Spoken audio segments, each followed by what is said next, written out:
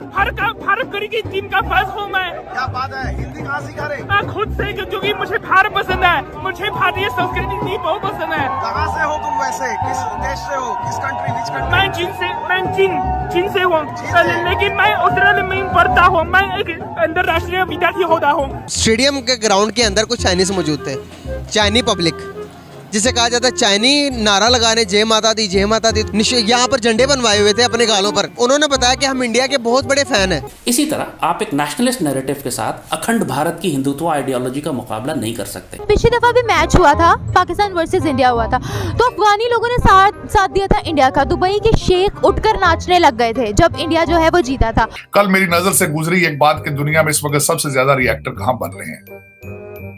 तीसरे चौथे नंबर पर भारत था। आपका नाम पूरी लिस्ट में नहीं था। दुनिया में कोई भी ऐसा लोन देने वाला, कर्ज देने वाला इंस्टीट्यूशन से आपने कर्ज ना लिया, यानी अब तो रह ही कोई नहीं गया कि किसी और से किससे जाके मांगे कि जो मुसलमान है वो हिंदू को शिकस्त देगा। और अभी भी उसके बावजूद कि इस एक जहनियत की वजह से हमने कितनी शिकस्तें खाई और क्या कुछ खोया और क्या कुछ हारा। इस पाकिस्तान लूज किया। हम सारी दुनिया में भीख मांगते फिर रहे हैं और 7 महीनों से हमें कोई कर्जा देने को तैयार नहीं है। 7 महीने क्यों, पिछले 45 साल को ले लें, हमें कोई हमारे साथ ताउन करने को तैयार नहीं है। हम तो कहते हैं कि चाइना हमारे दोस्त है, लेकिन यहाँ पर तो चाइना इंडिया के दोस्त निकले भाई। वो जय माता दी के नारे लगा रहे हैं। सर वो सपोर्ट इसलिए करते हैं, वो इनको पाकिस्तान से जुदा करना चाहते हैं। ये असल में वो भाईचारा, वो वाला भाईचारा नहीं है, ठीक है। ये एक बहुत बड़ा धचका मिला है पाकिस्तान को। आप सऊदी अरब से कह रहे हैं तुम आओ पैसे दो, चाइना से कह रहे हैं तुम आओ पैसे दो। अच्छा, हम कर्जा वापस नहीं कर सकते, कर्जा रीस्केड्यूल कर दो। आपने बात की है तारीख की, ये बुनियादी तौर पे बेसिकली अनपढ़ों का जत्था है। 48 फार्मास्यूटिकल्स में से 22 फार्मास्यूटिकल पाकिस्तान से बिजनेस बंद कर चुके हैं। The US has announced कि जो अमेरिका की सबसे बड़ी सोलर पावर की कंपनी है उसको $500 मिलियन यूएस दे रहा है ताकि वो तमिलनाडु में सोलर सेल बनाना शुरू करें। लेकिन काफ़ी अलार्मिंग है क्योंकि हम लोग हमारे चाइना के साथ काफ़ी फ्रेंडली टर्म्स हैं और मैं काफ़ी शॉक्ड हूँ सुन के इस बारे में कि चाइनीज़ जो हैं वो मतलब इंडिया की इस तरह से सपोर्ट कर रहे हैं। इंडिया को कह रहा है कि we are ready to make you the factory of America and may be the world, are you willing to play ball.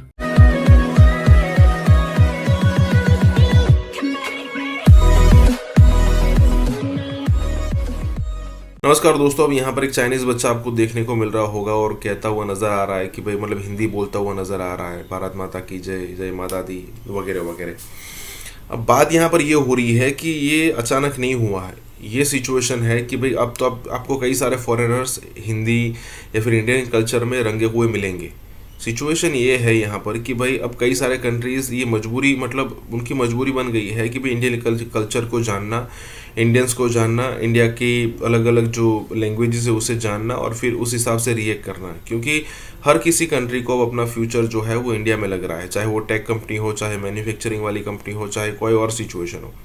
तो यहाँ पर ये चाइनीज़ बंदा यही कहते हुए नज़र आ रहा है कि ये मेरा पहला घर है, मतलब। और इसका डिस्कशन जो है वो पाकिस्तानी मीडिया में भी हो रहा है। हमने पिछले दिनों भी कई सारे जो अंग्रेज़ है उसको हिंदी बोलते हुए देखा है और अब सरप्राइज़ नहीं होता है इस टाइप की सिचुएशन से। इसी के साथ ही वीडियो शुरू करते हैं। बेसिकली मेरा आज आपसे बात करने का पर्पस है कि रिसेंटली मैच गुजरा वर्ल्ड कप का, इंडिया ने पाकिस्तान को हरा दिया मैच के अंदर। तो वहाँ पर उस स्टेडियम के ग्राउंड के अंदर कुछ चाइनीज़ मौजूद थे, चाइनी पब्लिक जिसे कहा जाता है। चाइनी नारा लगाने जय माता दी। तो वहाँ पर एक एंकर ने पूछा कि आप लोग को क्या हो गया, आप लोग जय माता दी के नारे क्यों लगा रहे हो?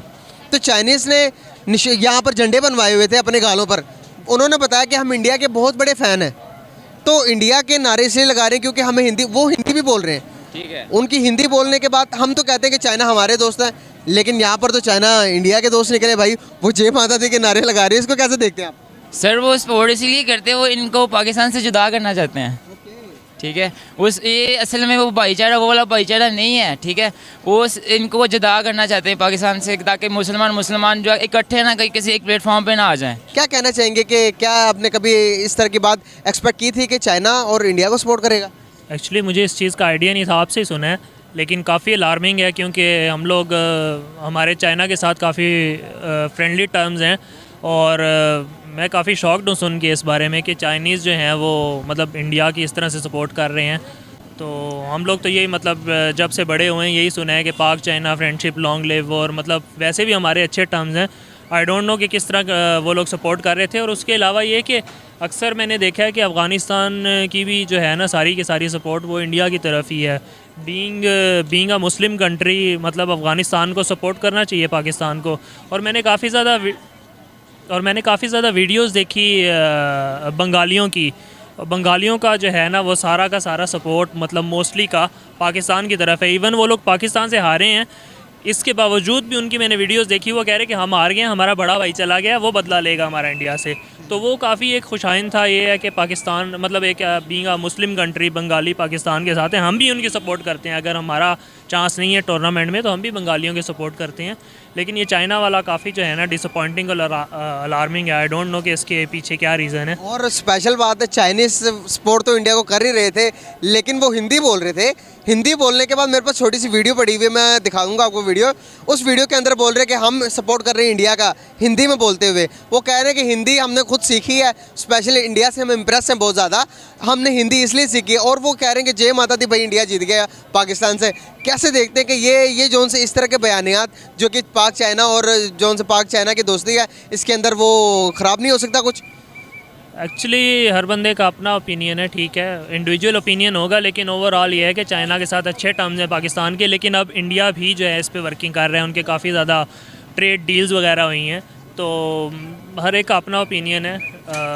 आई गेस के मतलब मे बी उनका इंडिविजुअल ओपिनियन हो, लेकिन आई थिंक कि पाकिस्तान के चाइना के साथ अच्छे टर्म्स हैं।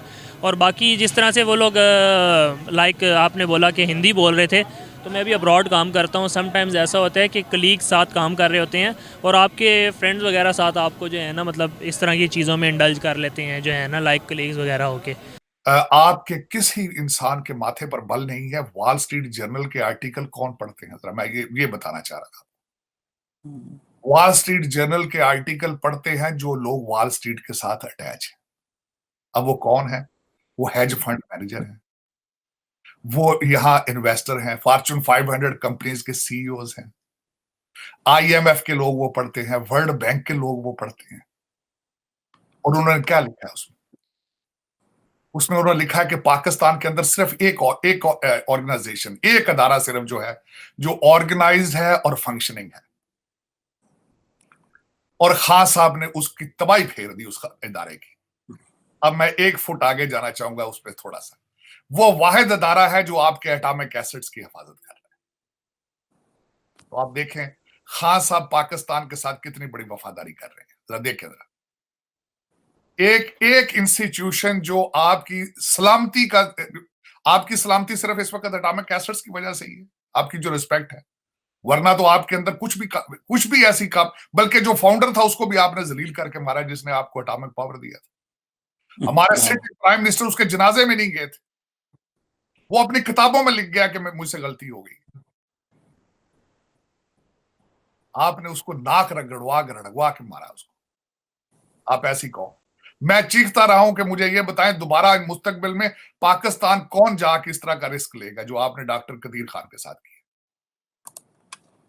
लेकिन उस एसेट जो आपके पास है, पता नहीं, मुझे तो ये भी डाउट अब पड़ता है कि you don't behave like atomic power. Matter fact, बिजली वहां नहीं है आपके पास जो एटॉमिक सारी दुनिया बना रही है। कल मेरी नजर से गुजरी एक बात कि दुनिया में इस वक्त सबसे ज्यादा रिएक्टर कहां बन रहे हैं। तीसरे चौथे नंबर पर भारत था। आपका नाम पूरी लिस्ट में नहीं था, 25 मुल्कों की लिस्ट थी। आपने एक भी एटॉमिक रिएक्टर बनाने की कोशिश नहीं की for the energy basis. Pakistan Kashmir की बात कर रहा है तो बीइंग अ कश्मीरी आपको तो खुश होना चाहिए इस बात के ऊपर। अरे क्यों? अरे कश्मीर मुद्दा है ही नहीं, तुम क्यों बना रहे हो उसे मुद्दा? Kashmir is not any kind of मुद्दा। 6 लोग जाँ भाग हो चुके हैं सस्ते आटे की लाइनों में लगकर। ये हालात हैं और हम हैप्पीनेस इंडेक्स में बहुत कमाल के नंबर पर आए हैं। यहाँ पर हमें 50% डिस्काउंट हर चीज पे मिल रहा है, तो हमारा रमजान ऐसे जाता है ना, लाइक मैं क्या बताऊं यार। Pakistan is expert in fighting terrorism and creating terrorism. हमने फ्रीडम फाइटर्स, पाकिस्तान की लैंग्वेज में फ्रीडम फाइटर्स कह लो, इंडिया की नज़र में टेररिस्ट कह लो। अगर एक बंदूक वाला बाहर गोलियां लेके खड़ा हुआ है, वो किसके लिए खड़ा हुआ है? अगर वहां पे नॉर्मल जिंदगी है, मुझे सिर्फ इसका जवाब दे दें। ओके, तो वो पता है किसके लिए खड़ा है? वो दहशतगर्दों के लिए खड़ा है। मिलिटेंसी पता है किसको कहते हैं? जो आपके वहां से जो फैलती है ना, जो हमारे हिंदुस्तान में आती है, जिसे खत्म करने के लिए हमारी हिंदुस्तान खड़ी है। आप सरवाइव कर गए 75 साल, इसके लिए आपको हैट्स ऑफ। बाकी के 75 साल best of luck sir, best of luck कहते हैं। Even you know what I saw somewhere के आज पीओके वाले इंडिया का झंडा उठा रहे हैं, इंडिया के झंडे उठा रहे हो, बोल रहे कि अगर तुम लोग महंगाई कम नहीं करोगे तो हम हिंदुस्तान के झंडे तक उठाएंगे। चाइना आपके लिए पूरी की पूरी उगुएर कमेटी के साथ कुछ भी कर रहा है, उगुएर कमेटी के साथ, लेकिन वहां पे आपको कुछ नहीं समझ में आता। इंडिया गले लगाता है, इंडिया कहता है भैया आपने सिर्फ रिलीजन चेंज किया, आप हमारे में से हो, हमारे लोग हो, हम आपको गले लगाते हैं। नाइला जी ने मुझे खुद ये बात कही है, and she is from Pakistan, she is not from PoK and she is basically from Pakistan. और उन्होंने मुझे अपने डिबेट में, ओपन डिबेट में ये बात कही है, हाँ आज पीओके वाले हिंदुस्तान का झंडा उठा रहे हैं। अब तो सिचुएशन यही है कि किसी का वजूद खत्म होना है।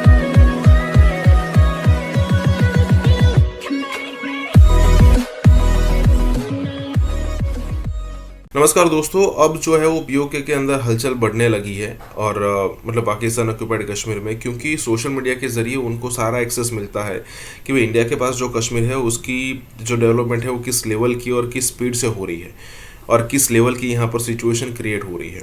तो ऑब्वियसली यहाँ पर पीओके के लोग जो पहले दोनों एक हुआ करते थे आज से 70-75 साल पहले, अब उनको लगेगा कि भाई पाकिस्तान के साथ रहकर कोई फ़ायदा है नहीं, उल्टा पाकिस्तान जो है वो वहाँ के रिसोर्सेज को यूज़ कर करके फिर इसका जो आउटपुट होता है वो लाहौर में ले जाता है या फिर कहे कि पाकिस्तान के पंजाब में ले जाता है, जैसा बलूचिस्तान के अंदर होता है, लेकिन कश्मीरियों को यहाँ पर कुछ नहीं मिलता। तो अब वो मतलब कई बार ऐसा होता हुआ दिखा है और आज भी ये चीज़ हमको देखने को मिल रही है कि भाई पीओके के लोग जो है वो तिरंगा झंडा लेकर आपको बाहर देखते हुए मिलेंगे और वो कहते हुए मिलेंगे कि भाई हमें नहीं रहना आपके साथ, हम इंडिया के साथ ही अच्छे थे। हालांकि यही लोग थे पहले जो इंडिया को पसंद नहीं करते थे। इसी के साथ ही वीडियो शुरू करते हैं। हमेशा से कश्मीर को बहुत ज्यादा टारगेट किया जाता रहा है पाकिस्तान की जानिब से, और वैसे भी हमेशा बड़ा हेडलाइंस में रहता है कि वहाँ मुसलमानों पे तशद्दुद होता है, मुसलमानों को जीने नहीं दिया जाता, उनको राइट्स नहीं मिलते, वो लोग अपने मुताबिक जिंदगी नहीं गुजार सकते, वहाँ इस्लाम को फॉलो नहीं करते।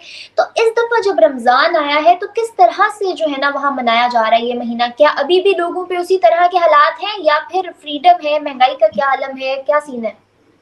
सो Mahvish, I will tell you one thing. देखो, पाकिस्तान का जो रोजगार है ना वो इंडिया से ही चलता है। लाइक अगर तुम लोग हमको ट्रोल नहीं करोगे तो तुम लोग का रोजगार नहीं चलेगा। इवन तुम लोग के कुछ यूट्यूबर्स भी है, हम लोग को वीडियोस में बुलाते हैं एंड तब जाके तुम्हारी इतनी व्यूअरशिप बढ़ती है। सो या I am not talking about this thing. And अगर मैं पाकिस्तानी जर्नलिज्म की बात करूंगी, जो मीडिया में आके दिखाते हैं कि यहाँ से ये चल रहा है, वहां से वो चल रहा है, मैं बस उनको इतना बोलूंगी कि यार डू विजिट कश्मीर, यार कभी तो कश्मीर आओ, आके यहाँ पर देखो कि चल क्या रहा है। उसके बाद वो जो तुम बोलते हो ना कि नहीं कश्मीरियों को निकलने नहीं दिया जाता, हम लोग के साथ, तुम लोग के साथ बहुत ज्यादा ज्यादती होती है, तुम लोग को ये किया जाता है, तुम लोग को काफी डिस्क्रिमिनेट किया जाता है, तुम लोग को हमेशा, मुसलमानों को हमेशा इंडिया में नीचे रखा जाता है। तो ये जो सारी फेक चीजें हैं जो पाकिस्तान का मीडिया शो करता है, तो वो थोड़ा अजीब लगता है हमें, क्योंकि ऐसा कुछ है नहीं। जो ये लोग दिखा रहे हैं वो बिल्कुल भी नहीं है। मैं कहूंगी कि पहले आप लोग के पास नॉलेज होनी चाहिए, फिर आपको बात करनी चाहिए। एंड आपने कहा कि रमजान कैसा चल रहा है, तो देखो पहले भी रमजान नॉर्मली चल रहा था। Even I tell you one thing कि जब दहशत था, जब ये सब था, या जब इंसान अच्छे से घर से नहीं निकल पा रहा था कि नहीं हमें सेलिब्रेट करना चाहिए। देखो रमजान तो एक ऐसा पाक महीना है जो हर मुसलमान पे लाजमी है। एंड इंडिया हमें तब भी सपोर्ट कर रहा था, हमें आज भी सपोर्ट कर रहा है और इंशाल्लाह आगे भी करता रहेगा। रही बात रोजों की, तो यहाँ पर नॉर्मली रोजे चल रहे हैं, सब लोग रोजे रख रहे हैं। Even I tell you one thing कि यहाँ पर इफ्तार जो होता है ना, इफ्तारी जो है ना वो मस्जिदों में की जाती है। तो आप देखो कि मुसलमानों को कितनी छूट है, इतनी सारी आर्मी होने के बावजूद भी वो लोग मस्जिदों में जा रहे हैं और अपने रोजे वहां पर खोल रहे हैं। तो मतलब पाकिस्तान क्या बोलेगा हमारे बारे में? सो या लेट इट बी। उनको वो आदत है ना, उनको वो आदत उनकी कभी जाती ही नहीं है।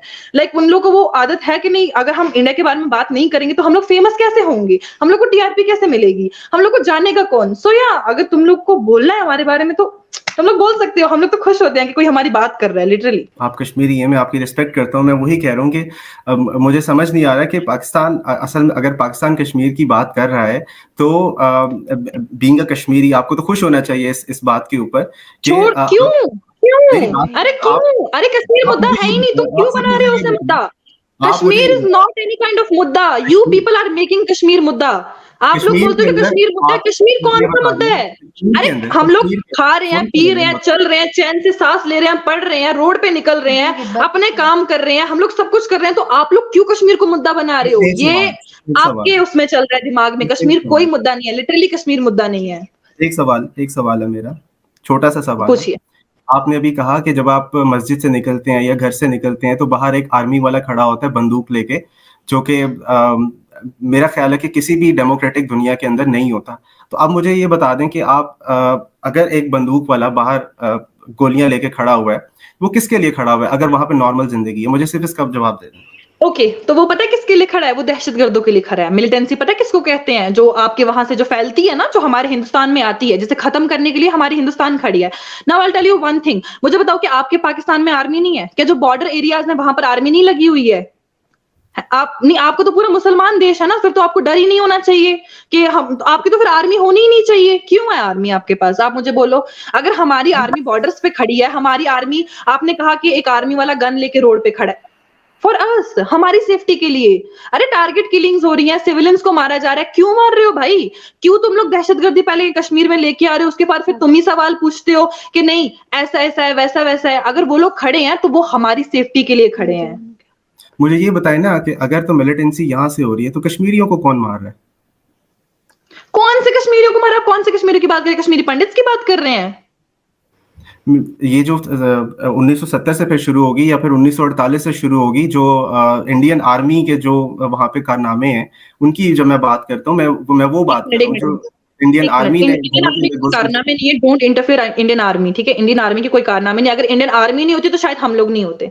बिकॉज ना ये आप लोग ये जो कर रहे हैं ना कि नहीं हिंदुस्तान में ये है वो है, ऐसा कुछ नहीं है भाई। थोड़ी सी नॉलेज रखो यार अपने पास, थोड़ा सा अपना दिमाग चलाओ। ये जो फालतू की बातों पे आप लोग फोकस करते हैं ना, उससे अच्छा है थोड़ा बहुत पढ़ो लिखो और नॉलेज जानो कि नहीं कैसे हो रहा है, क्यों हो रहा है, उसके बाद बातचीत करो। आर्टिकल 370 के हटाने के बाद कश्मीर में क्या हुआ? कश्मीर में सबसे पहले तो पत्थरबाजी छूटी, ठीक है? This is just because for youth. आज हमारे बच्चे इंटरनेशनली पढ़ रहे हैं, आज हमारे बच्चे नेशनल पढ़ रहे हैं, आज हमारे बच्चे कहाँ नहीं कर रहे हैं, क्या नहीं कर रहे हैं? फीमेल्स हमारी सबसे पहले आ गए हैं। आर्टिकल 372 था डेवलपमेंट कितनी हुई कश्मीर में? स्मार्ट सिटी प्रोजेक्ट्स आए, नया जो इंटरनेशनली प्रोजेक्ट लॉन्च हो रहा है वो भी सबसे पहले कश्मीर में ही लॉन्च हो रहा है। दुबई से जो कश्मीर में प्रोजेक्ट्स लॉन्च हो रहे हैं वो जस्ट बिकॉज ऑफ आर्टिकल 370 हटा तो हमारी स्टेट को एक नया नाम मिला और हमारी स्टेट की एक पहचान बनी। सो जो आर्टिकल 372 था ना, वो बेनिफिट था किसके लिए? कश्मीरियों के लिए। आप क्या किसके बारे में आप बात कर रहे हो? आप क्या बोल रहे हो? कश्मीरियों से पूछा। I'll tell you one thing, मैं कश्मीरी हूँ ना, मुझसे पूछो ना, मुझे पूछो कि आपको क्या राय अच्छी लगती है। कौन से कश्मीरियों की आप बात कर रहे हो यहाँ पे? मैं क्या हिंदू ये कश्मीरी नहीं हूँ? आप कश्मीरी हैं, मैं आपकी बात सुन रहा हूँ, आपकी बात मान रहा हूँ मैं, लेकिन भाई आप किसकी बात कर रहे हो आप यहाँ पे? मोहतरमा आप सुन नहीं रही ना, यही तो मसला है। मैं आपको कह रहा हूँ गलत मैं सुनूंगी नहीं ना भाई, मैं गलत नहीं सुनूंगी, लिटरली मैं नहीं सुनूंगी भाई। गलत क्यों सुनूं मैं? कश्मीर मीडिया सर्विस की बात बता रहा हूँ। ये कश्मीर मीडिया सर्विस, आप वहीं कहीं कश्मीर के ही एक मीडिया एजेंसी है जिसकी खबर है कि कल 2 दिन पहले एक कश्मीरी यूथ को कुपवारा में मार दिया गया। अब मुझे ये बताएं कि क्या आप इसको रिप्रेजेंट कर रही हैं, इस शहीद को रिप्रेजेंट कर रही हैं? आप मुझे बोलेंगे आप वहां पर किसको मारा? कौन सी न्यूज एजेंसी है? जरा प्लीज मुझे आप थोड़ा सा बता दें। आप फिर स्टडी कर लेना, आप फिर अपना होमवर्क कर ले पहले। फिर अरे भाई मैं स्टडी क्यों करूं जब ये ऐसा कुछ है ही नहीं? अगर आप बोल रहे हो कि कश्मीर का ही मीडिया है तो आप मुझे मीडिया का नाम बता दें। आप मुझे बताएं कौन सा मीडिया ने ये पब्लिश करा? कश्मीर मीडिया सर्विस की ये खबर है 2 दिन पहले। पहली बात तो कश्मीर मीडिया सर्विस है ही नहीं कश्मीर में। ये भी आप लोग के फेक पेजेस होंगे जो आप लोग पाकिस्तान में चला रहे होंगे और फिर टैग देते हैं कि नहीं ये तो हिंदुस्तान के कश्मीर का पेज है। So I will tell you one thing, 2 दिन पहले यहाँ पर कुछ भी नहीं हुआ। ये जो आप बोल रहे कि एक यूथ शहीद हुआ, भाई यूथ शहीद कैसे हुआ? मतलब आपके पास ये नॉलेज आती कहाँ से है? ये मतलब ये गलत दिमाग में जो आपके कीड़ा घुसता है नहीं, कहाँ से घुसता है भाई? साम्राज्य की ये जम्मू कश्मीर नहीं है, ये अफगानिस्तान नहीं है, ये जम्मू कश्मीर नहीं है। यहाँ पे साम्राज्य की फौज आई है, यहाँ पे हमारे जमीनों पे कब्जा करेंगे। ये इनकी बाप की जमीन नहीं है, ये इनकी बाप की जमीन नहीं है। कामरान, इस वक्त पाकिस्तान को 3 बड़े बहरानों ने घेर लिया है। हारून साहब, मीशत की बुरी हालत है, 6.1 अरब डॉलर के ज़रिए मुबादला के ज़खायर रह गए हैं। जो इस वक्त इकोनॉमी की जो सूरत हाल है, इतनी बदतरीन सूरत हाल है, मैं अब ये बात कहने पे आज पहली दफा मजबूर हो गया कि हम दिवालिया हो सकते हैं। इस हद तक हमारे हालात खराब हो चुके हैं। स्टेट में Pakistan forest reserves plunge to 8 years low. 8 साल यानी 2014 में शायद इतना पाकिस्तान के पास कम पैसा रह गया था जितना इस वक्त है। 8 साल हमारी कौम को इंडिया की फौज से लड़ा दिया, क्योंकि हमने इंडिया को मायदे खिताब दिलाया था, हमने इंडिया को दावत दी थी, मदद के लिए आया था। हमारी माशी हालत इतनी खराब है, अगर डिफॉल्ट हो गया, श्रीलंका जैसे हालात हो गए तो इसका फायदा तो हमारा दुश्मन भी उठाएगा, इंडिया भी उठाएगा। इंडिया पाकिस्तान पे हमला करने का सीरियसली मंसूबा बना रहा है। ये बात खुद इंडियन स्कॉलर्स कह रहे हैं। इस्लामाबाद में एक सुसाइड धमाका हो गया है। सवाल ये पैदा होता है कि ये लोग पहुंचते कैसे हैं। जब ये लोग पहुंच रहे होते हैं तो ये हमारे इदारे किधर सो रहे होते हैं। ये जो स्टेटमेंट बिलावल ने किया था ना कि बिन लादेन इज डेड, उसके 2 दिन के बाद ये हादसा, मुझे लगता है कि अल्लाह मियां की तरफ से तमाचा मारा है मुंह पर। कराची से इस्लामाबाद पीआईई की फ्लाइट अगर लें कराची इस्लामाबाद तो 1 वे टिकट है 36,000 रुपया। अच्छा। और अगर रिटर्न टिकट लेंगे तो 71,000। अब टीटीपी के हमलों से बड़ा खौफ आ रहा है, लेकिन टीटीपी वाला जो माइंडसेट है लद्दाख में हो या कहीं भी हो, आपको नजर आएगा। The country most likely to have a mass killing is Pakistan. अब हार्डकोर टेररिज्म वापस आ रहा है, इकोनॉमी गिर रही है। 12 से 15% चांसेस है कि पाकिस्तान में 2023 में मास किलिंग्स होंगे।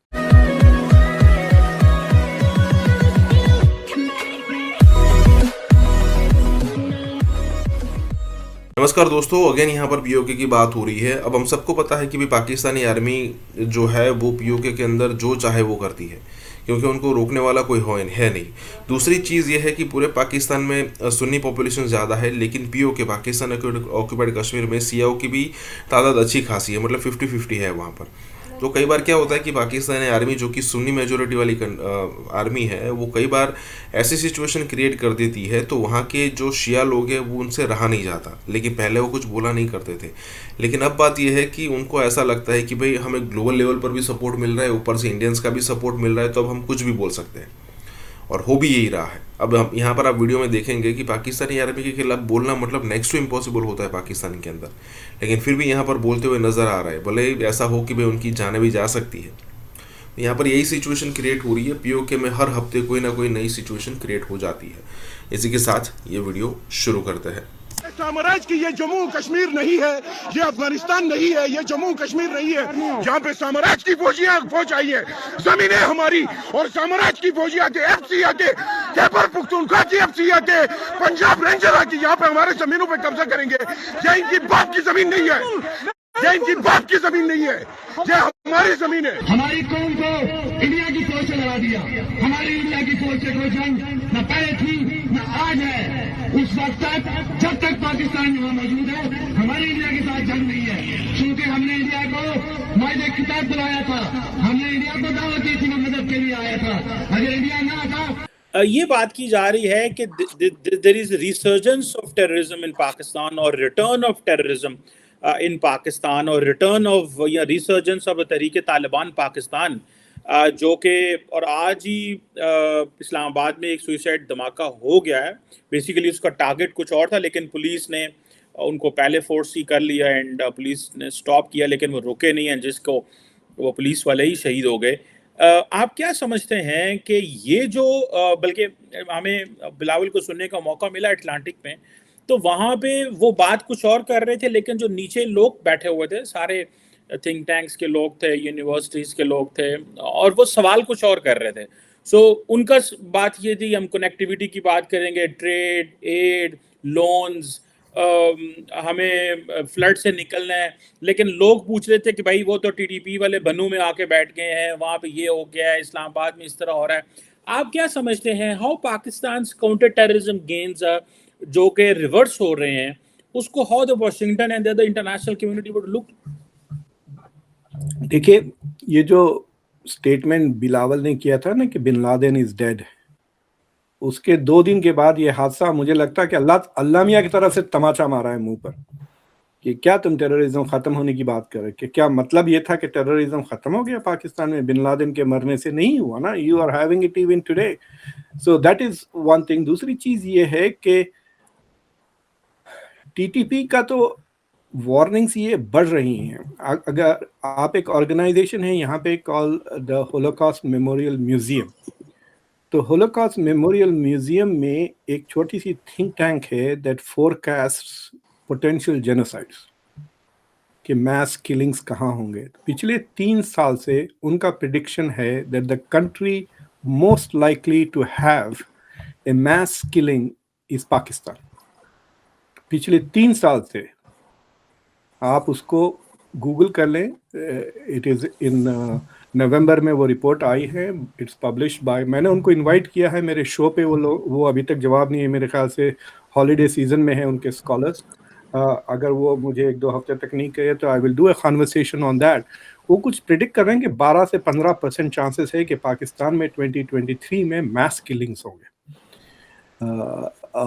सो दैट इज वेरी स्केरी। हमारी माशी हालत इतनी ख़राब है, अगर डिफ़ॉल्ट हो गया, श्रीलंका जैसे हालात हो गए, तो इसका फ़ायदा तो हमारा दुश्मन भी उठाएगा, इंडिया भी उठाएगा।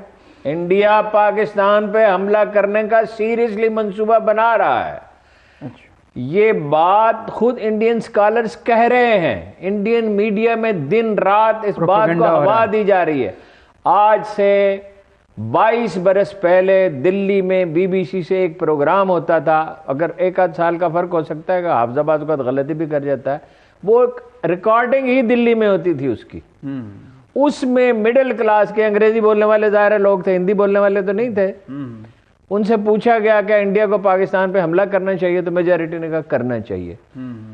अब इन 22 सालों में तो वो हिजान और वहां बढ़ गया है, हिंदुत्व का असर बढ़ गया, हालात जैसे हैं, और वो ऐलान कर चुके हैं हम अपना कश्मीर और गिलगित बल्तिस्तान लेंगे। जाहिर है वो चीन से तो नहीं लड़ सकते, उन्हें नेशनल प्राइड की जरूरत है, और हम उन्हें दावत दे रहे हैं कि हम अपनी इकोनॉमी भी तबाह कर देते हैं, आपस में भी लड़ते हैं, सियासी फौज की भी पोजीशन खराब कर देंगे, फौज मुतनाज़ा भी हो जाएगी, मीडिया में भी सारे लोग एक दूसरे के लत्ते लेते रहेंगे।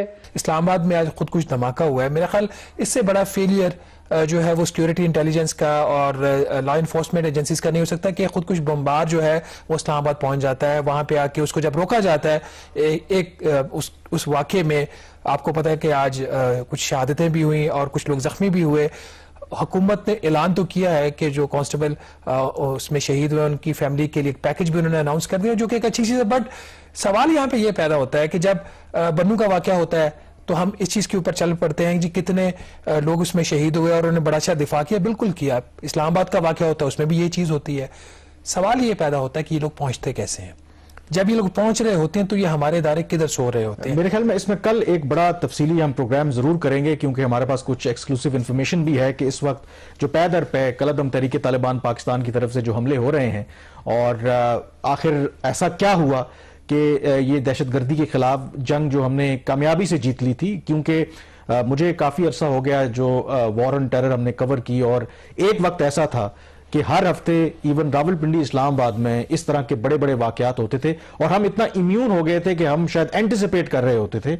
इसीलिए आज जो ये इतने सालों के बाद वाकया हुआ तो ये बड़ा हैरान कुन था। इसमें आपने ज़रूर बात की कि ये इंटेलिजेंस फेलियर भी है, लेकिन एक बात तो देनी पड़ेगी कि जो हेड कांस्टेबल जो इसमें शहीद हुए हैं, अगर वो इस खुदकुश जो हमला आवर है इसको वो ना रोकते, और खुदा ना खास्ता जो वज़ीर दाखिला हैं राना सनाउल्लाह, उनका तो ये कहना है कि जो ये एक हाई वैल्यू टारगेट था, जो भी ये मुमकिना तौर पर जो खुदकुश हमला आवर था, और वाकई अगर राना सनाउल्लाह साहब की बात ठीक है और वाकई वो उस टारगेट तक पहुंच जाता, तो फिर आप तसव्वुर कर सकते थे कि एक तो नुकसान कितना बड़ा होता, और फिर आप कह सकते हैं कि कितना उसका एक नेगेटिव इम्पैक्ट आता। इखलाकियात उसूलों की धज्जियां उड़ा दी, सामने नहीं रखा उसूलों को, इखलाकियात को, सिर्फ डॉलर देखे, पैसा देखा। रेड इज कि जिधर हमारे पे प्रेशर आता है हम सकम कर जाते हैं। कारगिल में तो भागे भागे गए अमेरिका को, जुलाई में गए और नेशनल हॉलिडे में क्लिंटन को पकड़े और कहा खुदा के लिए बचाओ। सऊदी अरेबिया लगभग $30 बिलियन 30 बिलियन डॉलर जो है ना वो खर्च करने वाला है। कहां पे? IPL में। रेड इज कि जिधर हमारे पे प्रेशर आता है हम सकम कर जाते हैं। कारगिल में तो भागे भागे गए अमेरिका को, जुलाई में गए और नेशनल हॉलिडे में क्लिंटन को पकड़े और कहा खुदा के लिए बचाओ। ये इतना बड़ा स्पोर्ट्स में इन्वेस्टमेंट भारत में नहीं आया, और अगर ये हो जाता है तो ये सबसे बड़ा इन्वेस्टमेंट स्पोर्ट्स में होगा। सच कहते हैं कि बाप बड़ा ना भैया, सबसे बड़ा रुपया। अब इशू आपका जो है वो बुनियादी तौर पे ये है कि आप तरक्की के अंदर इंडिया से पीछे रह गए। मानते नहीं आप, हम नहीं मानते। इकोनॉमी के अंदर हम बहुत पीछे रह गए, हम नहीं मानते। भारत का बोर्ड तकरीबन एक साल में $500 मिलियन कमाता है। आप क्या चाहते हैं, अफगानिस्तान जीते या पाकिस्तान? अफगानिस्तान या फिर अफगानिस्तान जा तो इंडिया से क्यों आ गए? तुम्हारा मुल्क भी इंडिया है, तो इंडिया से क्यों आ गया? तो इंडिया भी जाओ।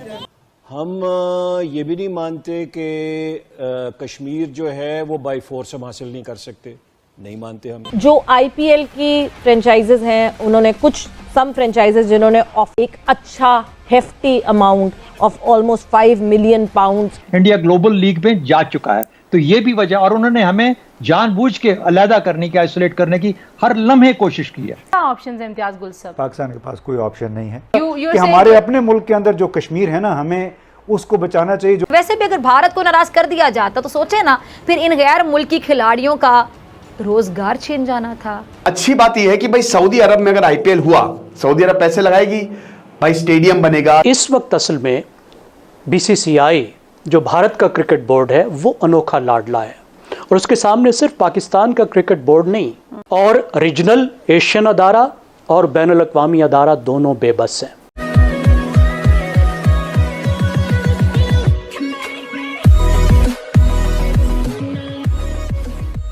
नमस्कार दोस्तों, आप सबको पता होगा कि आईपीएल जो है वो दुनिया की तीसरी या फिर चौथी या फिर पांचवी, मतलब इन 3 स्थानों में से तो एक है ही बड़ी लीग है। सबसे बड़ी लीग जो है उसमें से है इंडियन प्रीमियर लीग। और मतलब वो पाकिस्तानी कहते रहते हैं पीएसएल, लेकिन वो कहते हैं ना कि 2% भी नहीं है आईपीएल के। अब बात ये है कि पिछले दिनों सऊदी की तरफ से एक स्टेटमेंट आया था, और उनका कहना ये था कि भाई वो आईपीएल के अंदर एक टीम परचेज करना चाहते हैं। देखिए, जैसे मैंने पहले भी आपको कई बार कह चुका हूँ कि सऊदी और यूएई के अंदर जो ऑयल प्रोडक्शन है ना, वो धीमे धीमे उनको कम करना पड़ेगा, क्योंकि डिमांड ही कम हो रही है, और इससे जो उनकी रेवेन्यू जनरेशन हो रही है वो धीरे धीरे और कम हो जाएगी। तब हो ये रहा है कि उनके पास जो पैसा है उनको अब इन्वेस्ट करके उसमें से जो डिविडेंड मिलेगा उससे लाइफस्टाइल मेंटेन करनी पड़ेगी। तो ऊपर से उनको और भी सारी चीज़ें करनी पड़ेगी, जैसे वो टूरिज्म वाली सिचुएशन क्रिएट कर रहे हैं, और ख़ास करके इंडियंस को अट्रैक्ट करने के लिए। तो यहाँ पर भी आईपीएल है। अब हम सबको पता है कि $1 बिलियन की इंडस्ट्री है, तो वो भी यहाँ से कमाना चाहते हैं, इसलिए सब कुछ बातें हो रही है। इसी के साथ ही वीडियो शुरू करते हैं। प्रिंस मोहम्मद बिन सलमान वली अहद हैं, सऊदी अरेबिया के प्राइम मिनिस्टर रहे हैं और स्पोर्ट्स के निहायती शौकीन। आपको पता है रोनाल्डो दुनिया भर के लोग ये सऊदी अरब पहुंच रखे हैं। सऊदी अरब के जो क्रिकेट के क्लब्स हैं वो बड़े मशहूर हैं, और सऊदी अरब को प्रिंस मोहम्मद बिन सलमान एक मॉडर्न कंट्री बनाना चाहते हैं। आज तक दोस्तों जब लोग सऊदी अरब के बारे में सोचते तो यही था कि अच्छा शरिया कानून लागू है, जो चोरी करेगा हाथ काट देंगे, झूठ बोलेगा जीभ काट देंगे, गलत देखेगा आंखें फोड़ देंगे। अच्छा, और यहाँ पे ज़्यादातर सऊदी अरब जाना जाता था तेल के लिए, और इसलिए जाना जाता था क्योंकि वहाँ पे मक्का और मदीना है। अब तेल हो रहा है ख़त्म दोस्तों, तेल हो रहा है ख़त्म। तो अब ये प्रिंस मोहम्मद बिन सलमान को भली भांति इस बात से ये परिचित हैं। उनको पता है, he is an intelligent guy, he is a visionary, he is a smart guy. उनको पता है सऊदी अरब को अगर मैं मुझे फ्यूचर में ले जाना है ना, तो मुझे कुछ और करना पड़ेगा। मैं तेल पे डिपेंड नहीं रह सकता, क्योंकि 25-30 साल की और कहानी है तेल की, उसके बाद तेल का तेल निकल जाएगा। उन्होंने भारत के परिप्रेक्ष्य में इस कॉन्टेक्स्ट में क्या बोला है? कुछ समय पहले सऊदी अरब के लोग प्रिंस मोहम्मद बिन सलमान के डायरेक्शन पे उन लोगों ने गवर्नमेंट ऑफ इंडिया से संपर्क करा और बोला, साहब जो आपका आईपीएल है ना, आईपीएल को एक होल्डिंग कंपनी में डालो, इसकी वैल्यूएशन हमें समझ में आती है करीब $30 अरब की। आईपीएल की जो वैल्यूएशन है वो हमें समझ में आती है $30 अरब की। आप इसको एक होल्डिंग कंपनी में डालो, और उस होल्डिंग कंपनी में $5 अरब दे के उतना परसेंटेज हम आईपीएल का खरीदना चाहते हैं। जो भी उसका परसेंटेज बनेगा वो हम खरीदना चाहते हैं। तो दोस्तों आईपीएल जो है दुनिया की सबसे बड़ी क्रिकेट लीग है, इसमें कोई शक नहीं है। It is much bigger. एक जमाने में हमारे टाइम पे तो एशेज बड़ा बोलते थे, बड़ा हम सुनते थे एशेज का। एशेज कुछ भी नहीं है आईपीएल के सामने, जबकि एशेज जो है वो एक बायलैटरल है इंग्लैंड और ऑस्ट्रेलिया के बीच में। लेकिन IPL has blown away everybody, और आईपीएल इतना बड़ा बन गया है कि सिर्फ क्रिकेट की सबसे बड़ी लीग नहीं, दुनिया में स्पोर्टिंग में अगर आई थिंक टॉप 5 या टॉप 7 लीग्स आती हैं पूरे दुनिया में, जिसमें हर एक स्पोर्ट शामिल है, जिसमें आपका बास्केटबॉल शामिल है, जिसमें आपका फुटबॉल शामिल है, उसमें आई थिंक टॉप 5 या टॉप 7 में आईपीएल जरूर आता होगा। प्रिंस मोहम्मद बिन सलमान कहते हैं 5 अरब का मैं भी स्टेक लूंगा, और यह कहते हैं कि मैं मानता हूं कि करीब 30 अरब का मामला है आईपीएल का, उसमें से 5 अरब का पार्टनरशिप मेरी। तो ये इतना बड़ा स्पोर्ट्स में इन्वेस्टमेंट भारत में नहीं आया, और अगर ये हो जाता है तो ये सबसे बड़ा इन्वेस्टमेंट स्पोर्ट्स में होगा। अफगानी हो? अल्हम्दुलिल्लाह। अफगानी? मैं अफगानी है। इन्होंने बोला था अफगानिस्तान के साथ मैच मैच फिक्स है, बताएं इनको जरा। वो जीत आ जाते हैं, अफगानिस्तान भी सिर्फ जीत आ जाते भाई अफगानिस्तान में मुल्क है यार अपना, हम तो क्यों नहीं आते? देख रहा अफगानी है यार, क्या बात कर रहा है तू यार। देख रहेगा सिर्फ जीतेगा अफगानिस्तान, जीतेगा। सिर्फ हमारी दुश्मनी है इसराइल से, चीर के रख देंगे का। जे भारत जीत गया फिर तुसी की करोगे? तो कोई बात नहीं, फिर क्या है, क्या बात है। जीता गया पाकिस्तान से, इंशाल्लाह दोबारा भी हम जीत आ जाते। आप क्या चाहते हैं, अफगानिस्तान जीते या पाकिस्तान? अफगानिस्तान, मैं खुद अफगानिस्तान भी मेरा मुल्क है, वो मेरा इलाका। या फिर अफगानिस्तान जा। तो इंडिया से क्यों आ गए? तुम्हारा मुल्क भी इंडिया है, तू इंडिया से क्यों आ गया? आ गया इंडिया भी जाओ, मैं अल्लाह से मांग लेगा, तू भगवान से मांग लो, जाओ भगवान से मान लो। क्यों तुम्हारा बाप भी अफगानिस्तान का भी है, भगवान से उमर लगा देगा, भगवान से मांगवाएगा। आपने उन्हें क्यों बोला कि इंडिया जाओ? भाई ये खुद अफगानिस्तान के, सारा पठान भी अफगानिस्तान भी है, हम भी अफगानिस्तान ही है, पठान भी अफगानिस्तान का है। अल्हम्दुलिल्लाह हम भी आप में क्यों? पाकिस्तान वर्सेस इंडिया जब होता है तो किसको सपोर्ट करते हैं? मैं सपोर्ट कर लेगा, सिर्फ अफगानिस्तान का है। जेंटलमैन गेम क्रिकेट कहलाता था, खेल खेल है और खेल को खेल के अंदाज में लेना चाहिए, स्पोर्ट्समैन स्पिरिट पे। शहजाद साहब ने बहुत सी चीजें रख दी और फिर ये कहकर के इंडिया एक और ही लीग खेल रहा है, वो ग्लोबल लीग का हिस्सा बन गया है। तो इसका मतलब ये है कि अगर वो वहां पर अपनी मोनोपोली रख रहा है क्रिकेट के अंदर, तो वो उसको खेल को खेल नहीं रहने देगा, वो खेल को में सियासत कर रहा है और सियासत की बुनियाद पर पाकिस्तान को आउट करने की कोशिश कर रहा है क्रिकेट ग्राउंड से। जेंटलमैन होना एक ऐसी चीज़ है जिस पर किसी को मजबूर नहीं किया जा सकता, ये चॉइस है कि कोई जेंटलमैन बने या ना बने। जैसे आपने कहा, इस वक्त असल में बीसीसीआई जो भारत का क्रिकेट बोर्ड है वो अनोखा लाडला है, और उसके सामने सिर्फ पाकिस्तान का क्रिकेट बोर्ड नहीं, तमाम क्रिकेट बोर्ड और रीजनल एशियन अदारा और बैनुल-अक़वामी अदारा दोनों बेबस हैं, दोनों कुछ नहीं कर सकते। उसको एक वीटो की ताकत हासिल हो गई है और उसकी 3 सादा वजूहात हैं। पहली बात है माशी, इस बोर्ड की माशी ताकत। भारत का बोर्ड तकरीबन एक साल में $500 मिलियन कमाता है। इसके बाद की जो 5 बोर्ड्स हैं उन सब की आप कमाई इकट्ठी भी कर लें तो भारत की कमाई के बराबर नहीं बनती। अब इस वजह से सब टीमों को, और ख़ास तौर पर एशियन जो तंजीम है और जो बैनुल-अक़वामी तंजीम है ACC और ICC, उसको भारत की बात माननी पड़ती है। और उसकी एक वजह है कि भारत का इतना बड़ा होना, वहाँ पे क्रिकेट देखने वाले 1 अरब से ज़्यादा हैं, 1.25 अरब है। उसकी वजह से देखने वालों से जो आमदनी होती है और फिर ख़ास तौर पर मीडिया के ज़रिए से जो आमदनी होती है, वो इतनी बड़ी आमदनी है कि उसको मिस करना कोई अफोर्ड नहीं कर सकता। दूसरी बात, भारत की सियासी ताकत, भारत का इन्फ्लुएंस जिसका चौधरी साहब ने जिक्र किया। जैसे जैसे भारत की मईशत बढ़ी है उसका सफारती वज़न बढ़ा है, और भारत उस सफारती वज़न को हर जगह इस्तेमाल करता है, कहीं नहीं हिचकिचाता। उसने क्रिकेट को ख़ास तौर पर अपनी डिप्लोमेसी के लिए इस्तेमाल किया है और क्रिकेट पर अपना इन्फ्लुएंस डाला है। ये उसका एक डिप्लोमेसी का, सॉफ्ट पावर का एक टूल है जिसको वो इस्तेमाल करने से बिल्कुल नहीं हिचकिचाता। तीसरी बात, भारत के खिलाड़ी, भारत के पास दुनिया के बेहतरीन खिलाड़ी मौजूद हैं, एक बहुत अच्छी टीम है, और कोई ये अफोर्ड नहीं कर सकता कि भारत वॉकआउट कर जाए, भारत ना आए, किसी टूर्नामेंट में भारत के खिलाड़ी ना आए। अब ये इतने बड़े फैक्टर्स हैं कि जिसकी वजह से भारत को, भारत की क्रिकेट की तंजीम को वो वीटो पार हासिल हो गया है, और वो ताकत आ गई है कि वो धमकी देकर अपनी बात मनवा लेता है। सऊदी अरब ने भी जो ये डिसीजन लिया है कि अब इजी बेल आउट्स पर पाकिस्तान को पैसे नहीं मिलेंगे, अब इजी मनी भी सऊदी अरब भी अब पाकिस्तान को देने को तैयार नहीं है। इधर मोदी का एक एजेंडा है अखंड भारत का। Saudi Arabia tells Pakistan no more easy money.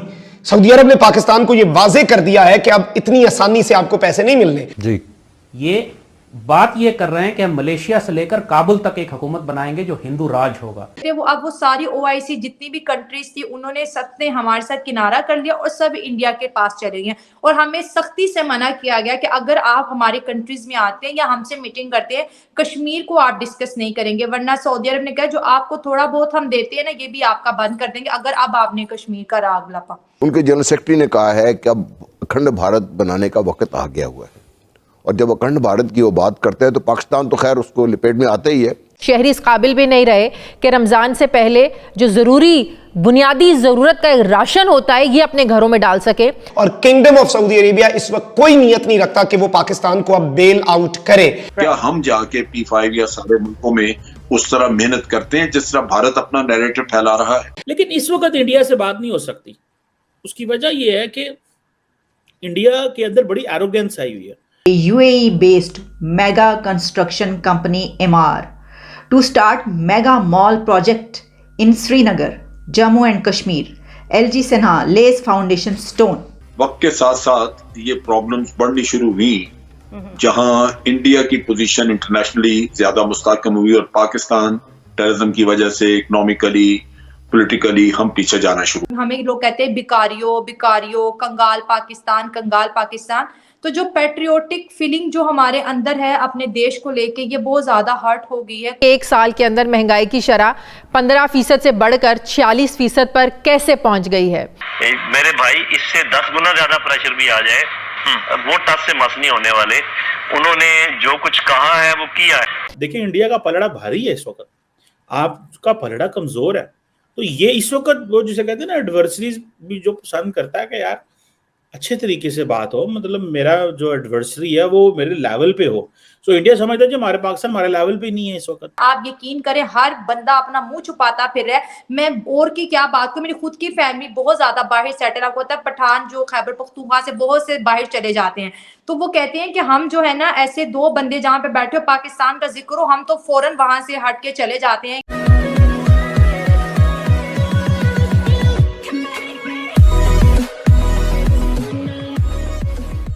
नमस्कार दोस्तों, पहले जिस तरीके से पाकिस्तान को अमेरिका और सऊदी और यूएई से पैसा मिला करता था अब वो सिचुएशन एकदम बंद हो चुकी है। अब देखिए, अब यहाँ पर सऊदी जो है वो दिए हुए पैसे का भी हिसाब मांगता है और ऊपर से ये भी कहता है कि भाई जो ओआईसी में आप अपने न्यूक्लियर पावर की जो ताकत दिखाया करते थे अब ऐसा नहीं चलेगा और अगर इस टाइप की सिचुएशन मेंटेन रही तो ओआईसी से आपको बाहर भी किया जा सकता है। पहले इस टाइप की सिचुएशन थी कि पाकिस्तान के पास न्यूक्लियर हथियार थे और सऊदी और यूएई को उनको लगता था भी आज नहीं तो कल इस चीज़ का हम यूज़ कर सकते हैं, तो जो पाकिस्तान कहता है वो हम माने। और पाकिस्तान हमेशा यही कहता था कि भाई इंडिया के खिलाफ आप कोई ना कोई स्टेटमेंट दो। तो सऊदी और यूएई की तरफ से पाकिस्तान की फेवर में और इंडिया के अपोज में कश्मीर को लेकर कोई ना कोई स्टेटमेंट आता रहता था। अब 1965 की वॉर हो, 71 की वॉर हो, ये सारी वॉर्स में सऊदी पाकिस्तान की तरफ ही थे ये दोनों कंट्री। लेकिन अब उनको लग रहा है कि नहीं, इंडिया ऐसा कंट्री है जहां हमारा बेनिफिट हो सकता है। तो यही बात हो रही है। इसी के साथ ये वीडियो शुरू करते हैं। क्या ये खबर सही है कि कुछ लोग चाह रहे हैं कि मोदी जैसा प्राइम मिनिस्टर मिले पाकिस्तान को, या ये अफवाहें हैं? बिल्कुल ये खबर एकदम ठीक है और यहाँ पर फिलवक्त यही डिमांड है कि हमें मोदी जैसा ही चाहिए, क्योंकि इसके पीछे बहुत सी वजूहात है। आप ये देखिए कि 8 सालों में भारत कहां से कहां पहुंच गया और हमने किस तरह से रिवर्स गियर लगा के हम पीछे की तरफ चलते जा रहे हैं। बेहतरी कहीं पे भी नहीं है। अगर एक पीएम अपनी कंट्रीज को, उनका सेकंड टेन्योर है, इतना आगे ले गए हैं कि अब लोग उनको डबल इंजन सरकार कहती है कि जो काम 6 सालों में होता था मोदी जी वो 3 सालों में कर रहे हैं, 4 साल का काम 2 सालों में कर रहे हैं। तो हमें अब ये ड्रामेबाजी नहीं चाहिए, हमें वही चाहिए। क्यों? उन्होंने हमारे एक मिनट जैसे रिलेशनशिप इंडिया और पाकिस्तान के बीच, आपने सही बोला कि बिल्कुल भी नहीं है, लेकिन फिर भी पाकिस्तान उनको फॉलो करे जस्ट बिकॉज ऑफ उनकी जो पॉलिसीज हैं वो बहुत ज्यादा अच्छी हैं, लोगों को प्रोग्रेस मिल रही है, लोग सुकून से वहां पे रह रहे हैं। सो यहाँ पर जितने भी पब्लिक रिएक्शन हम देखते हैं तो हर बंदा यही डिमांड कर रहा है कि अगर मोदी जी पाकिस्तान से इलेक्शन लड़ेंगे तो हम उन्हीं को ही एज अ पीएम सिलेक्ट करेंगे अपने लिए। प्राइम मिनिस्टर मोदी की डेवलपमेंट की तारीफ होती है या उनके फॉरेन रिलेशंस की तारीफ होती है या उनकी इकोनॉमी हैंडलिंग की तारीफ होती है? किस चीज को ज्यादा पसंद किया जाता है पाकिस्तान में? देखिए, पाकिस्तान में तो अवाम जो है वो इस चीज के लिए पसंद करती है कि इंडिया में हर चीज सस्ती है। इतनी है कि आप 100 रुपए में अपने लिए 3 दिन की सब्जी आसानी से खरीद सकते हैं। जो आपके मन चाही सब्जी है आप उसको परचेज कर सकते हो 100 रुपए में।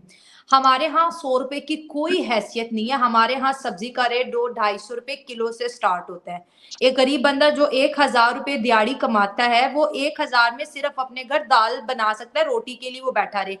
15 केजी का जो आटे का तोड़ा है जो शहर में जो मिल रहा है वो 2000 रुपए का मिल रहा है, और जो कुछ लोग जो शॉर्ट करके कर रहे हैं तो वो 2500-3000 रुपए में दे रहे हैं।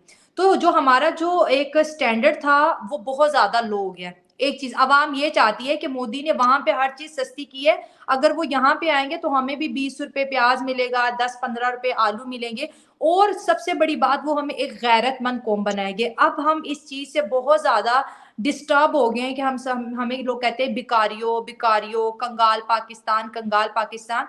तो जो पेट्रियोटिक फीलिंग जो हमारे अंदर है अपने देश को लेके, ये बहुत ज्यादा हर्ट हो गई है कुछ लोगों की वजह से, इस वजह से कि उन्होंने इंडिया को एक इज्जत दिलाई है पूरी दुनिया में। तो हमें भी वैसा प्राइम मिनिस्टर चाहिए जो हमें इज्जत दिलाए।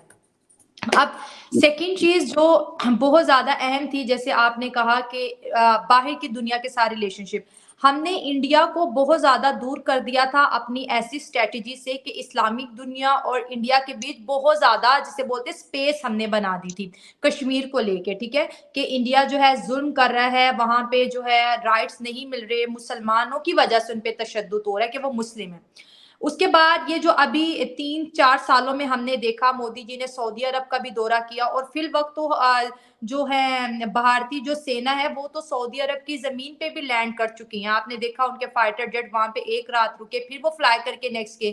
तो हमें आने वाले वक्त में हमें ऐसा लगता है कि सऊदी अरब जो है वो जो हमारी जो सर्विस लेता है आर्मी की, उसको भी कहीं ना कहीं इंडियन सर्विसेज के साथ रिप्लेस करने जा रहा है, लग रहा है हमें, ठीक है, क्योंकि सऊदी अरब हमसे बहुत दूर जा चुका है और भारत के साथ उसके रिलेशनशिप बहुत ज्यादा स्ट्रॉन्ग हो गए हैं। तो वो जो एक कश्मीर हम कहते थे, वो अब वो सारी OIC जितनी भी कंट्रीज थी उन्होंने सबने हमारे साथ किनारा कर लिया और सब इंडिया के पास चले गए, और हमें सख्ती से मना किया गया कि अगर आप हमारे कंट्रीज में आते हैं या हमसे मीटिंग करते हैं, कश्मीर को आप डिस्कस नहीं करेंगे, वरना सऊदी अरब ने कहा जो आपको थोड़ा बहुत हम देते हैं ना, ये भी आपका बंद कर देंगे अगर अब आपने कश्मीर का राग लपा।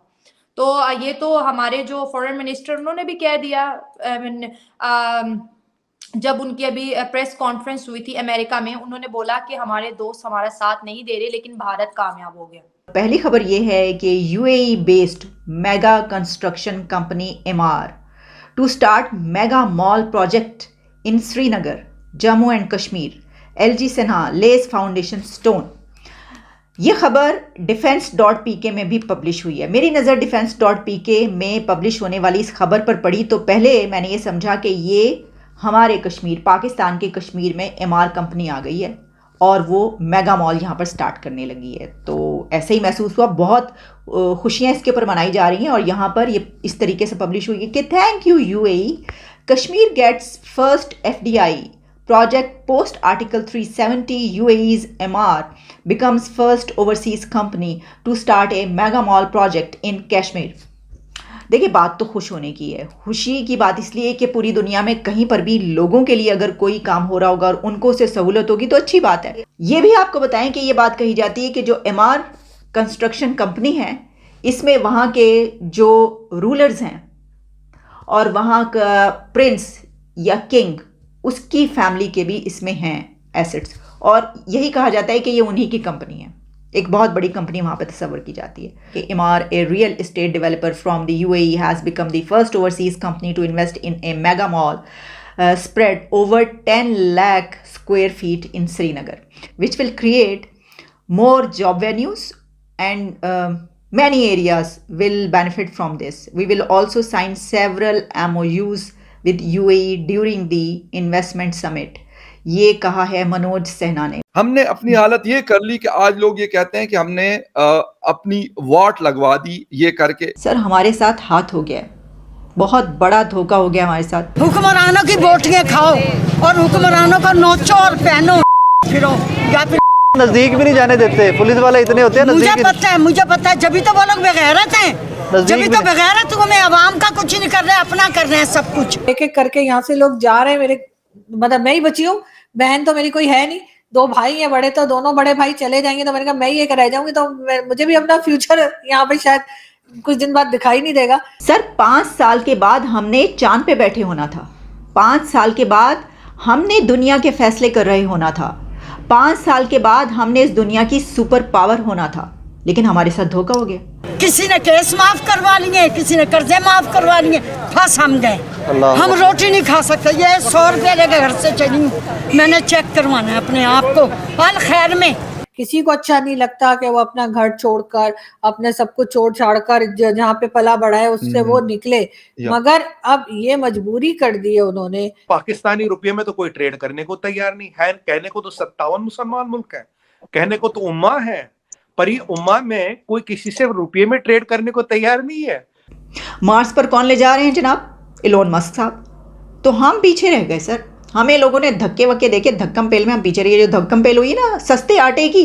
पाकिस्तान में इतनी गुर्बत है कि एक आम आदमी जो है वो नए कपड़े नहीं खरीद सकता। आज आजाद जो पीओजे है वहाँ के लोग कहते हैं हमें भारत आना है, हमें माँ भारती में जुड़ना है। फ्यूचर भारत है, समृद्धि भारत है, प्रॉस्पेरिटी भारत है। मैं आपको हल्फन कहता हूँ कि मैंने इस साल जैसा कोई बुरा वक्त नहीं देखा 50 साल में।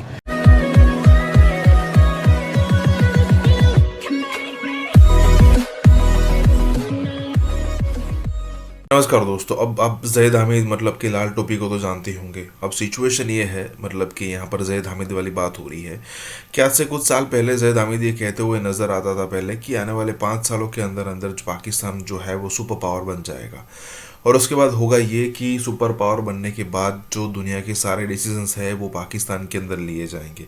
और ऑब्वियसली आप समझ सकते हैं कि भाई इंडिया की यहाँ पर सिचुएशन क्या होती अगर ज़ैद हामिद की हाइपोथेटिकल बात सच भी हो जाती।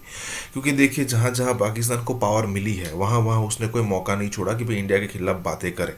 जैसे यहाँ पर बात मैं करना चाहता हूँ OIC की, ऑर्गेनाइजेशन ऑफ इस्लामिक कंट्रीज़, जो कि पाकिस्तान की बात माना करते थे। क्योंकि पाकिस्तान अगर मुस्लिम कंट्रीज़ की बात करो तो पाकिस्तान एक पावरफुल कंट्री है, मतलब मैं इकोनॉमी वाइज बात नहीं कर रहा, लेकिन आर्मी वाइज है, उसके पास न्यूक्लियर बम है, तो सारे कंट्रीज़ उसकी बातें सुना करते थे और पैसे भी दिया करते थे। लेकिन आज सिचुएशन पाकिस्तान के लिए एकदम अलग हो चुकी है, मतलब एकदम विपरीत हो चुकी है। अब कोई नहीं सुनता, यहाँ पर यही बात हो रही है। इसी के साथ ये वीडियो शुरू करता है। 5 साल के बाद आप देखिएगा कि पाकिस्तानी चांद पे बैठे हुए होंगे। Turn around literally in 5 years we can be on the moon. हम पूरी दुनिया की फैसले पाकिस्तान से हो रहे होंगे। We'll be the super power of the world in 5 years. I guarantee you. Sir 5 साल के बाद हमने चांद पे बैठे होना था। 5 साल के बाद हमने दुनिया के फैसले कर रहे होना था। 5 साल के बाद हमने इस दुनिया की सुपर पावर होना था।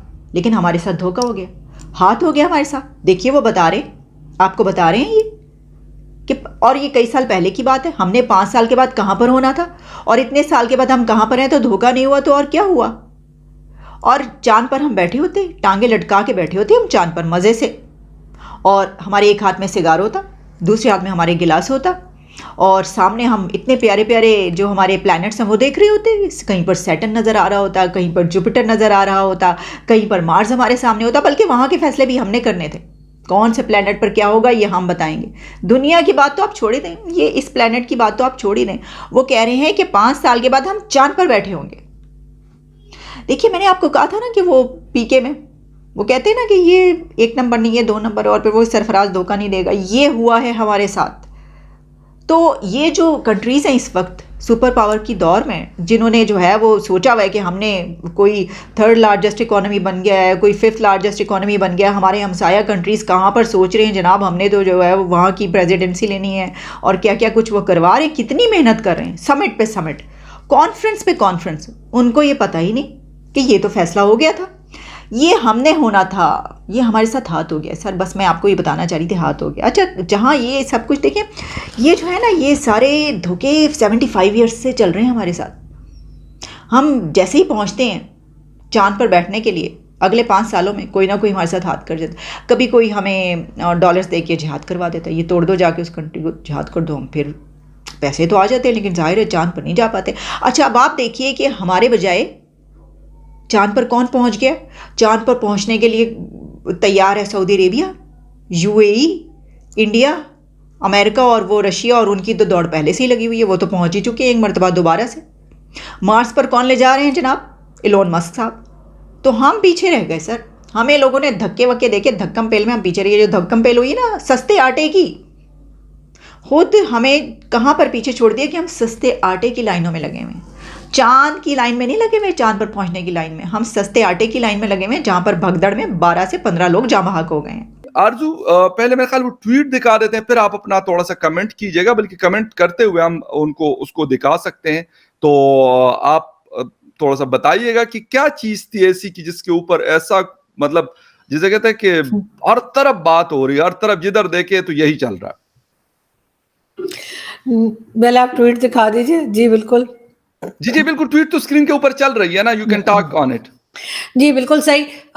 जी बिल्कुल फकर, 2 दिन पहले की बात है, या ट्यूसडे है ना, संडे को मैंने ये ट्वीट लगाई थी, 1 अप्रैल को इनफैक्ट ये ट्वीट थी। और इत्तेफाक से मैं मेरी अपने मेरे दोस्त से हमसे बात हो रही थी फ़ोन पे, और हम ऐसे ही डिस्कस कर रहे थे कि पाकिस्तान की क्या हालत है और क्या चीज़ पाकिस्तान में इस वक्त सही नहीं चल रही है। करते करते मैंने उनसे कहा कि मेरे 2 भाई हैं और उनमें से एक भाई जो है वो ऑलरेडी यूरोप में है, और दूसरे जो हैं वो भी यूरोप जा रहे हैं अपनी फैमिली के साथ, और जो पहले हैं वो पहले ही अपनी फैमिली के साथ बाहर हैं।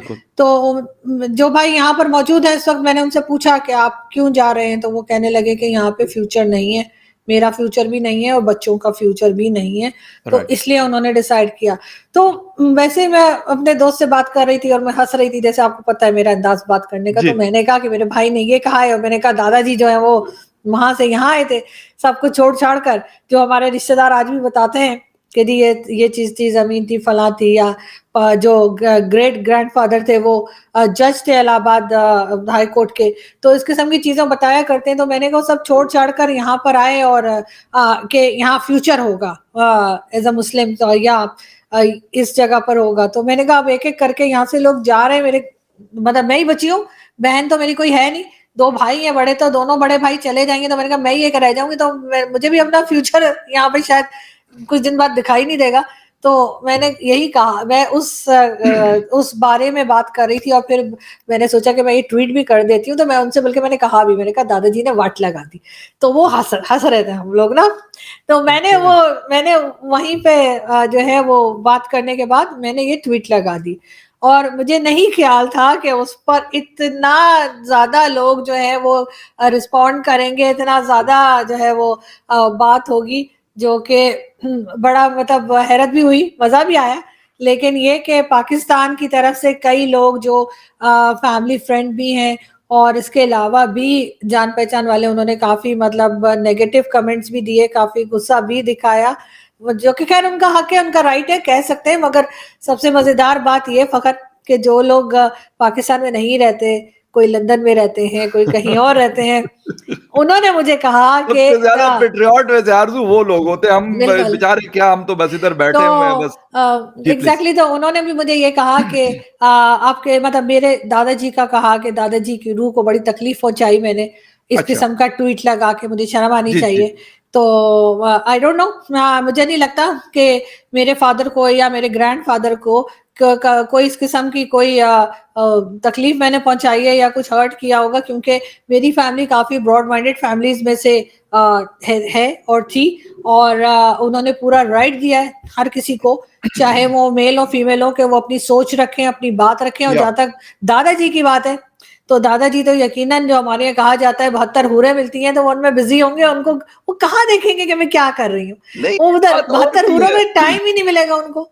बात सारी ये है कि ये वाली बात आपकी आरज़ू बड़ी इंपॉर्टेंट है। मैं आपको बता दूं, ठीक है, इस पे लोग हो सकते हैं बहुत सारे लोगों को ये बात बुरी लगी हो, बहुत सारों को अच्छी लगी हो, लेकिन कुछ दिन पहले कुछ दोस्तों से बात हो रही थी, आप यकीन करें, मतलब working journalist, they are working for international media, जो यूरोप, अमेरिका और इस तरह के उनके लिए काम करते हैं, उन लोगों के साथ बैठने का इत्तेफाक हुआ, और वो यही बात कर रहे थे कश्मीर के हवाले से। वो खुद क्योंकि कश्मीरी है, हमारे साइड के कश्मीर के हैं, वो आज़ाद कश्मीरी जिसको हम कहते हैं, वो यही बात कर रहे थे कि यार भाई, हम पढ़े लिखे लोग हैं, हम बाकी दुनिया को देखते हैं, उनको देखते हैं, हमारी स्टोरीज जो है वो कभी DWO पे, कभी अल जजीरा पे, कभी का, तो भाई लाजमी सी बात है, वो कोई ऐसे तो नहीं है कि आप उनको कोई चीज कहेंगे और वो कहेंगे पक्का यकीन कर लेंगे। तो ये सोच आखिर कोई वजह तो बनी कि आप या आप जैसे और लोग भी बातें करते हैं। ये और जो भी लोग माइग्रेटेड होंगे वहां से, हो सकते हैं उनके भी जो यूथ है आज, उनके फैमिली के जो यंगस्टर्स हैं, आपकी तरह वो यही बात कर रहे होंगे कि भाई हमने क्यों ये फैसला किया, ये गलत फैसला था, ये उनको राइट है, ये वो जस्टिफाई कर सकते हैं, मैं उसमें नहीं जाना चाहता, लेकिन फिर भी हमने अपनी हालत ये कर ली कि आज लोग ये कहते हैं कि हमने अपनी वॉट लगवा दी, ये करके, इस तरह की हालत करके। इंडिया के अडानी ग्रुप ने इजराइल की हैफा पोर्ट को खरीद लिया है। तो अब सुनने में आ रहा है कि भारत के अडानी ग्रुप ने इस्राएली बंदरगाहों को खरीद लिया है। ये जो खरीदारी है, ये जो परचेज है, इससे चाइना भी बड़ा गहरे तौर पर जुड़ा हुआ है। आपने कहा कि आप इंडिया के बारे में बात कर रहे हैं, किसी मुल्क की काबिलियत पर बात करना, उसकी तरक्की पे बात करना क्या गलत है? यहाँ पर तो खाने के लाले पड़े हुए हैं, आटा तक नहीं है। सस्ता आटा लेने के लिए लोग मर रहे हैं, लाइनों में लग के उनकी जानें जा रही हैं। तो कहाँ हम बात कर रहे हैं कि वो जो है वो पूरी पोर्ट खरीद रहे हैं। इंडिया इज बिल्कुल एक, जिसे कहते हैं ना, एब्सोल्युटली वो सारे इंग्रेडिएंट्स मौजूद हैं वहाँ पे टू जंप स्टार्ट और to kick start for a major पार के लिए। बांग्लादेश के अलावा जो दुनिया के जो फारफलंग एरियाज में जो बड़े इकोनॉमिकली डिप्राइव्ड जो कम्युनिटीज़ है ना, Tanzania, Gambia, Ethiopia, Syria Leone, वो भी हमें देख के माशाल्लाह फ़ख्र महसूस कर रहे होंगे कि यार शुक्र है हम पाकिस्तान के बशिंदे नहीं है या पाकिस्तान का लॉ यहाँ नहीं है। बिलावल भुट्टो जो कि ये बोल रहे थे कहाँ पे टांग रहे हैं, अपने कंट्री की नेशनल लैंग्वेज जानते नहीं है वो, लेकिन वो बोल रहे हैं कि पाकिस्तान के टुकड़े हो जाएंगे। अगर कल बना था बांग्लादेश तो फिर आप अगर अपना जुल्म करते रहोगे, अगर पाकिस्तान पीपल्स पार्टी जैसे जमात खड़े नहीं होंगे तो फिर कल सिंधु देश भी बन सकता है, सराइकी देश भी बन सकता है, पख्तूनों का देश बन सकता है। सर बात यह कि आप अपने आप को ठीक नहीं करना चाहते, आप मांगते ही रहेंगे दुनिया के ऊपर, दुनिया के बहुत सारे कंट्रीज जिसमें इंडिया भी शामिल है, जिसमें दुनिया के और भी बड़े सारे कंट्रीज शामिल है। हिंदू अपने लिए या जो इंडिया है वो अपने लिए वो बेस्ट कर रहा है, उसका बनता है करना है, आप अपना बेस्ट करें ना। हमने क्या करना है जी? रावी चंद्रयान 2 उनका नाकाम हुआ, हमने क्या किया? चंद्रयान 2 सॉरी, वो नाकाम हो, ओहो नाकाम हो गया। भाई तुमने क्या किया है? वो जनाब वो बंदरगाहें खरीद रहे हैं, उनका एक ही बंदा उठता है अडानी और वो बंदरगाह खरीद लेता है इजराइल।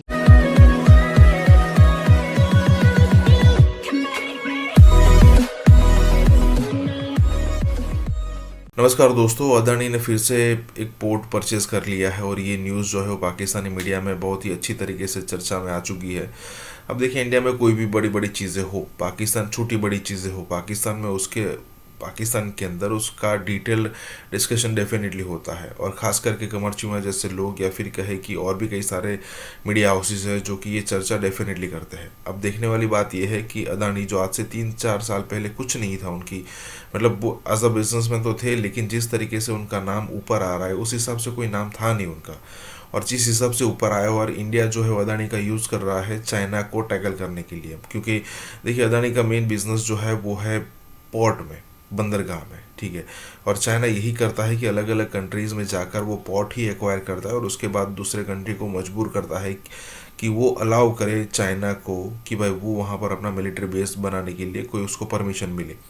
लेकिन यहाँ पर उसी की जो नीति है उस पर भारी पड़ रहा है, और यहाँ पर अदानी की बात उसी कंटेक्स्ट में हो रही है। इसी के साथ ये वीडियो शुरू करते हैं। पाकिस्तान की इस टाइम जो मौजूदा कंडीशन है, इसको देखकर बांग्लादेश के जो लोग हैं 1971 में हमारे से अलहदा हो गए थे, वो इस टाइम क्या सोचते होंगे हमें देखकर? पाकिस्तान की ऐसे किस कंपैरिजन में, मतलब इकॉनमी को देख लें, हमारे पॉलिटिकल जो उनसे इश्यूज चल रहे हैं, ओवरऑल जो पाकिस्तान का इंटरनेशनल इमेज है इस टाइम, ओवरऑल पाकिस्तान की जो कंडीशन है उसे देख के बांग्लादेश की पब्लिक या बांग्लादेश की गवर्नमेंट क्या सोचती हो? अच्छा मोहतरम, इस तरह है कि बांग्लादेश के अलावा जो दुनिया के जो फारफलंग एरियाज में जो बड़े इकोनॉमिकली डिप्राइव्ड जो कम्युनिटीज़ है ना, Tanzania, Gambia, Ethiopia, Syria Leone, वो भी हमें देख के माशाल्लाह फ़ख्र महसूस कर रहे होंगे कि यार शुक्र है हम पाकिस्तान के बशिंदे नहीं है या पाकिस्तान का लॉ यहाँ नहीं है, ये पाकिस्तान के जज यहाँ नहीं है, पाकिस्तान की इस्टेब्लिशमेंट यहाँ नहीं है। बात समझ रहे मेरी? हमारी कौन सी चीज़ ठीक है? पानी हमारा जो नलके में हम पानी पीने का लेते हैं वो हमारा ठीक नहीं है, दूध हमारा ठीक नहीं है, गोश्त हमारा डाउटफुल है, सब्जी हमारी जनाबली वो जहाँ पे इंडस्ट्रियल वेस्ट होता है वहाँ से आती है। 1971 में कहा यह जाता था कि जी इंडिया ने इन्वॉल्वमेंट की, इंडिया ने साजिश की, इस वजह से बांग्लादेश अलहदा हो गया। आपको लगता है कि इंडिया को इन्वॉल्वमेंट करने की जरूरत पड़ी थी? मैं आपको ये करता, अगर उस वक्त वो जो सिनेरियो बना हुआ था 1947 से, मैंने आपको पहले बताया, शेख मुजीबुर रहमान कायद आज़म के जलसों में कुर्सियाँ लगाया करता था, कनातों का बंदोबस्त करता था, खाने पीने का उसके ज़िम्मे थी, वो स्टूडेंट लीडर था, उस वक्त इतना वो मुखलिस था पाकिस्तान के, मुस्लिम लीग के, पाकिस्तान की इस्टेब्लिशमेंट होने के रास्ते में उसने इतनी कुर्बानियाँ दी हुई हैं। आखिरी वक्त तक वो वहाँ पे ढाका के स्टेडियम में खड़े होकर कहता था मेरी बात सुन लो, ये इस तरह ना करो, वफा को नुकसान पहुँचेगा, खुदारा। उसकी तकरीरें उठा के देखना, आर्काइव में पड़ी हुई हैं। ये जो चूरन किस्म की हिस्ट्री हमें पढ़ाई गई है ना, इससे ज़रा निकलें बाहर। मैं ये कहता हूँ उस वक्त पाकिस्तान की सरहद के साथ अगर श्रीलंका की सरहद लग रही होती ना, तो श्रीलंका ने भी वही करना था जो इंडिया ने किया। आपने हालात ही ऐसे बनाए, और आपका अपना घर ठीक नहीं था। श्रीलंका या इंडिया ना भी करता, बांग्लादेश ने खुद ऐसा कर लेना था। मैं तो आपको अर्ज कर रहा हूँ, जब आपके सामने एक गरम गरम हलवा तैयार बैठा होगा तो आप माशाल्लाह रोजे से भी नहीं होंगे, तो आप कब नहीं हलवे को हाथ मारेंगे। भाई मैंने तो कहा इंडिया तो बहुत दूर की बात है, श्रीलंका भी आपकी बाउंड्री के साथ लगा होता ना, उसने इसी तरह ही करना था जिस तरह इंडिया ने। India is not to blame for, मतलब आप लोग इस चीज़ से निकलें, आपके अपने मामला ठीक नहीं थे। मैं तो अभी बाजवा साहब की तकरीर का आखिरी बताया ना आपको एक थोड़ा सा हवाला, कि वो कह रहा है 99,000 फौजी नहीं थे, 34,000 हमारे फौजी। और शर्म करो, तुम्हारे इतने बड़े मुल्क के लिए सिर्फ 34,000 फौजी डिप्लॉय किए हुए थे।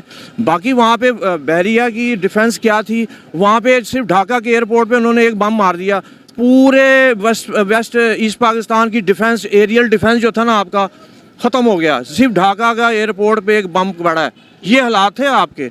एक ही वो एयरबॉर्न वहाँ पे वो था, मतलब हवाई अड्डा, उसका एक बम से वो गया, आपका एयर डिफेंस का मामला सारा गया।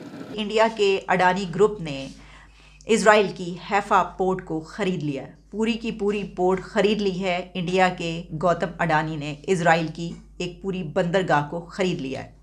हैफा पोर्ट की क्या अहमियत है, क्या सिग्निफिकेंस है, और इसके ख़रीदने में भारत को क्या फ़ायदा होगा, इजराइल को क्या बेनिफिट्स होंगे, और पाकिस्तान पर या जो ये रीजन है इस पर क्या इम्पैक्ट होगा। देखिए, सबसे पहले तो आप ये बात जान लीजिए कि दुनिया में कंट्रीज़ की कोशिश ही होती है कि दुनिया की ज़्यादा से ज़्यादा पोर्ट्स को वो ना सिर्फ ये कि वो ख़रीद भी सकें और उनको इस्तेमाल भी कर सकें। अगर हम सिर्फ चाइना की बात करें तो कहा जाता है कि China owns 100 ports in 63 countries. China की मैंने बात क्यों की? चाइना की बात मैंने इसलिए की कि ये जो ख़रीदारी है, ये जो परचेज़ है, इससे चाइना भी बड़ा गहरे तौर पर जुड़ा हुआ है। कैसे? पहले मैं आपको डिटेल्स आपके सामने रखे देती हूँ। इस वक्त रॉयटर्स मेरे सामने ओपन है और रॉयटर्स की खबर है, Adani led group completes purchase of Israel's Haifa port. और इसमें कहा गया है, consortium led by India's Adani group has completed the purchase of Haifa port in northern Israel for 1.15 billion dollars, Israel's finance ministry said on Tuesday. और ये बात ये कही जा रही थी कि काफ़ी अरसे से, तकरीबन 5 ईयर्स जो है इसको लगे हैं, और इसके अलावा इसकी वजह से इंडिया और इजराइल के डेकेड्स पर फैले हुए जो ताल्लुकात, रिलेशंस हैं, वो बहुत स्ट्रेंथन हुए हैं। अच्छा, सिर्फ यही नहीं है, इसमें और भी काफ़ी कुछ शामिल है कि ये जो पोर्ट खरीदी गई है। देखिए, एक तो जब आप हैफा पोर्ट को देखते हैं तो इसकी जब आप हिस्ट्री में जानते हैं, ऑटोमन एम्पायर से लेकर उसके बाद तक, तो ये एक गेटवे का किरदार अदा करता रहा है ये वाला पोर्ट। और अब भी कहा यह जा रहा है कि इंडिया ने जब इसको ये ख़रीद लिया है, क्योंकि ये जो मैंने आपको बताया कि कंसोर्शियम लेड, इसमें ये आप जान लें कि 70% हिस्सा इंडिया का है। उसमें जो और ग्रुप एक शामिल है उसके पास 25-30% है, बाकी 70% से ज़्यादा जो है वो हिस्सा इंडिया का है। तो इंडिया का ही एक तरह से जो है इसके ऊपर अजारादारी होगी और इसके ऊपर अमल दखल होगा।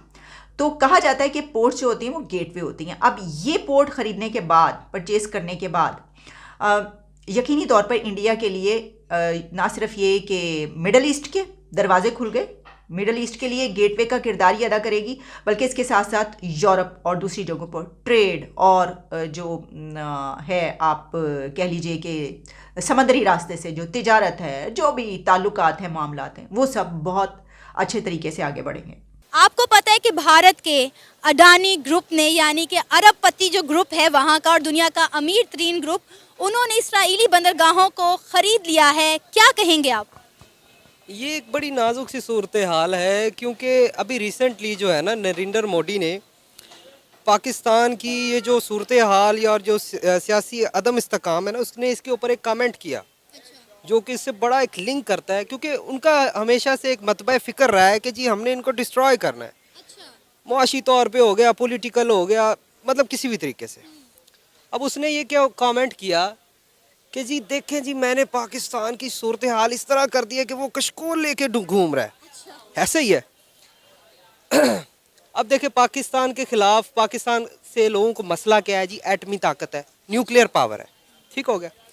अब इसराइल जो है उसको सबसे बड़ा मसला ये है कि पाकिस्तान ने उसको एक्सेप्ट ही नहीं किया हुआ। हमारे पास के पासपोर्ट जो है ना, उसके ऊपर ये ओपनली लिखा हुआ है कि जी ये हर जगह वैलिड है एक्सेप्ट इसराइल। अब इसराइल को सबसे बड़ी दर्द तो ये है कि ये इन लोगों ने हमें एक्सेप्ट नहीं किया हुआ। दूसरी बात, इंडिया हमेशा उस चीज़ को दोस्त मानता है जो पाकिस्तान के ख़िलाफ़ हो।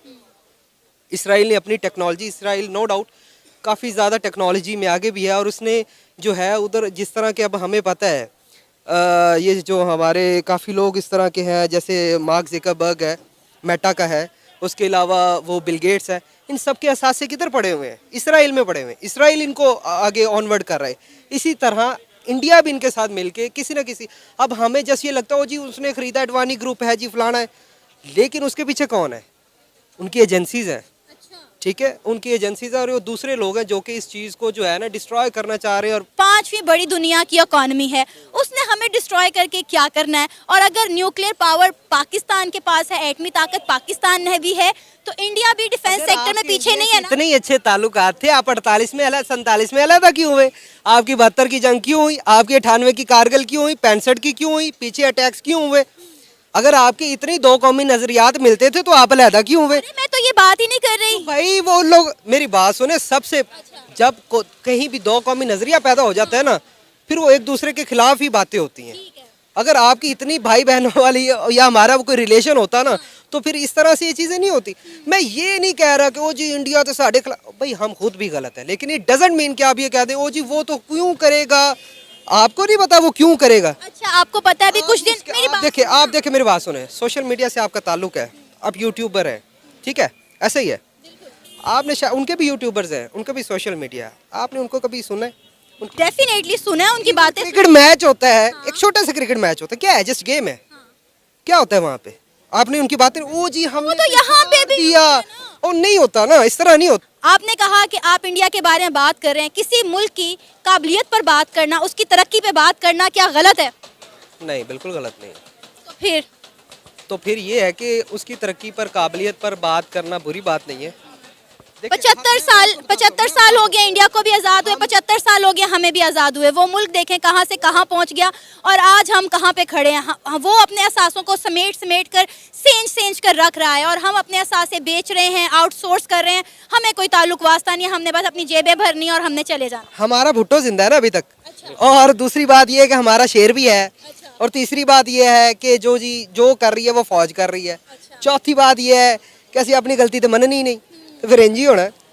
हिंदू अपने लिए, या जो इंडिया है वो अपने लिए वो बेस्ट कर रहा है, उसका बनता है करना है, आप अपना बेस्ट करें ना।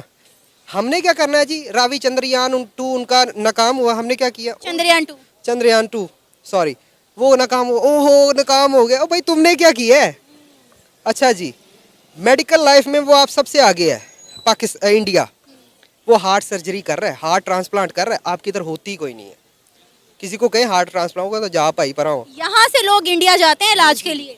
और इंडिया इस वक्त नो डाउट तारीफ करनी चाहिए, इंडिया इस वक्त जो है ना यूरोप को टफ टाइम दे रहा है, लेकिन वो अपनी इंडस्ट्री को कर रहा है ना।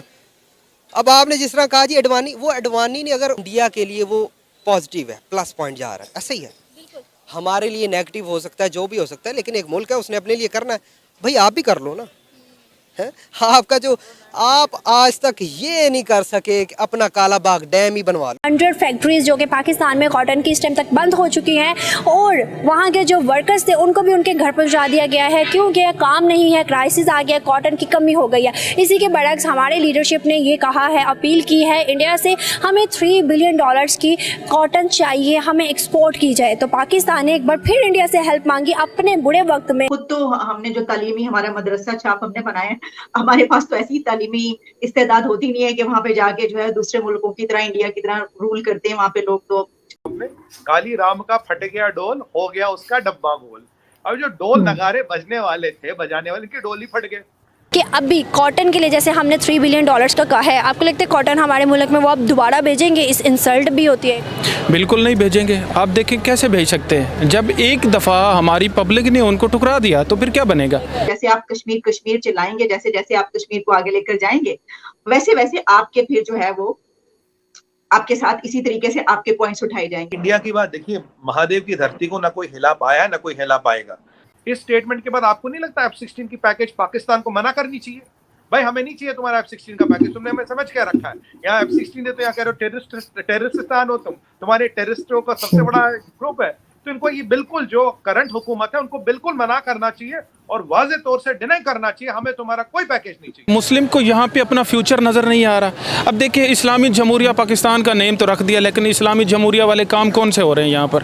दुनिया के लिए जो है ना, वो खासकर वाशिंगटन डीसी के लिए अब कश्मीर जो है वो एक सेटल्ड इशू हो गया है। प्राइम मिनिस्टर मोदी ने जो कॉन्स्टिट्यूशनल अमेंडमेंट किया है उसके बाद जो है वो एक सेटल्ड इशू है। पाकिस्तान में शायद अभी वो इसको उठा रहे हैं, लेकिन बेसिकली वो मतलब पूरी दुनिया के लिए वो एक सेटल्ड इशू है कि कश्मीर जो है it is now an integral part of India. इतना भयंकर स्टेटमेंट दे दिया अमेरिका ने, आपको पता है इसके इम्प्लीकेशन कहाँ तक आएंगे? इसके इम्प्लीकेशन IMF में आएंगे, इसके इम्प्लीकेशन वर्ल्ड बैंक में आएंगे, इसके इम्प्लीकेशन इंटरनेशनल इकोनॉमिक फोरम में आएगा, इसका इम्प्लीकेशन दुनिया की हर जगह में आएगा। ये इस स्टेटमेंट को आइसोलेशन में मत दीजिए। अब जयशंकर को एक अच्छी खासी छड़ी मिल गई जिससे वो ब्लिंकन की पिटाई करेंगे कि भाई तुम्हारा प्रेसिडेंट खुद कहता है कि पाकिस्तान डेंजरस है, फिर तुम उसको उनके आर्मी चीफ को एक हफ्ते तक क्यों खैरखाई की।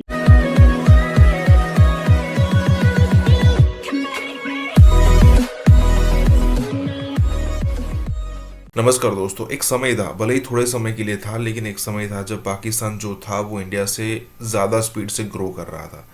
देखिए, एक समय था जब अनलिमिटेड वेस्टर्न कंट्रीज़ की तरफ से अनलिमिटेड एड्स आया करती थी, मतलब कि ऐसा पैसा जो वो वापस नहीं लेंगे। अमेरिका और यूरोपियन कंट्रीज़ अच्छा खासा पैसा दिया करते थे, और उस समय था जब इंडिया स्ट्रगल किया करता था, लेकिन इंडिया ने उस समय पर भी हाथ आगे नहीं बढ़ाया, मतलब भीख नहीं मांगी, और इंडिया आज तो कुछ अलग लेवल पर ही पहुंच गया है। लेकिन पाकिस्तान उस समय पर भी भीख मांगता था, आज भी वही कर रहा है।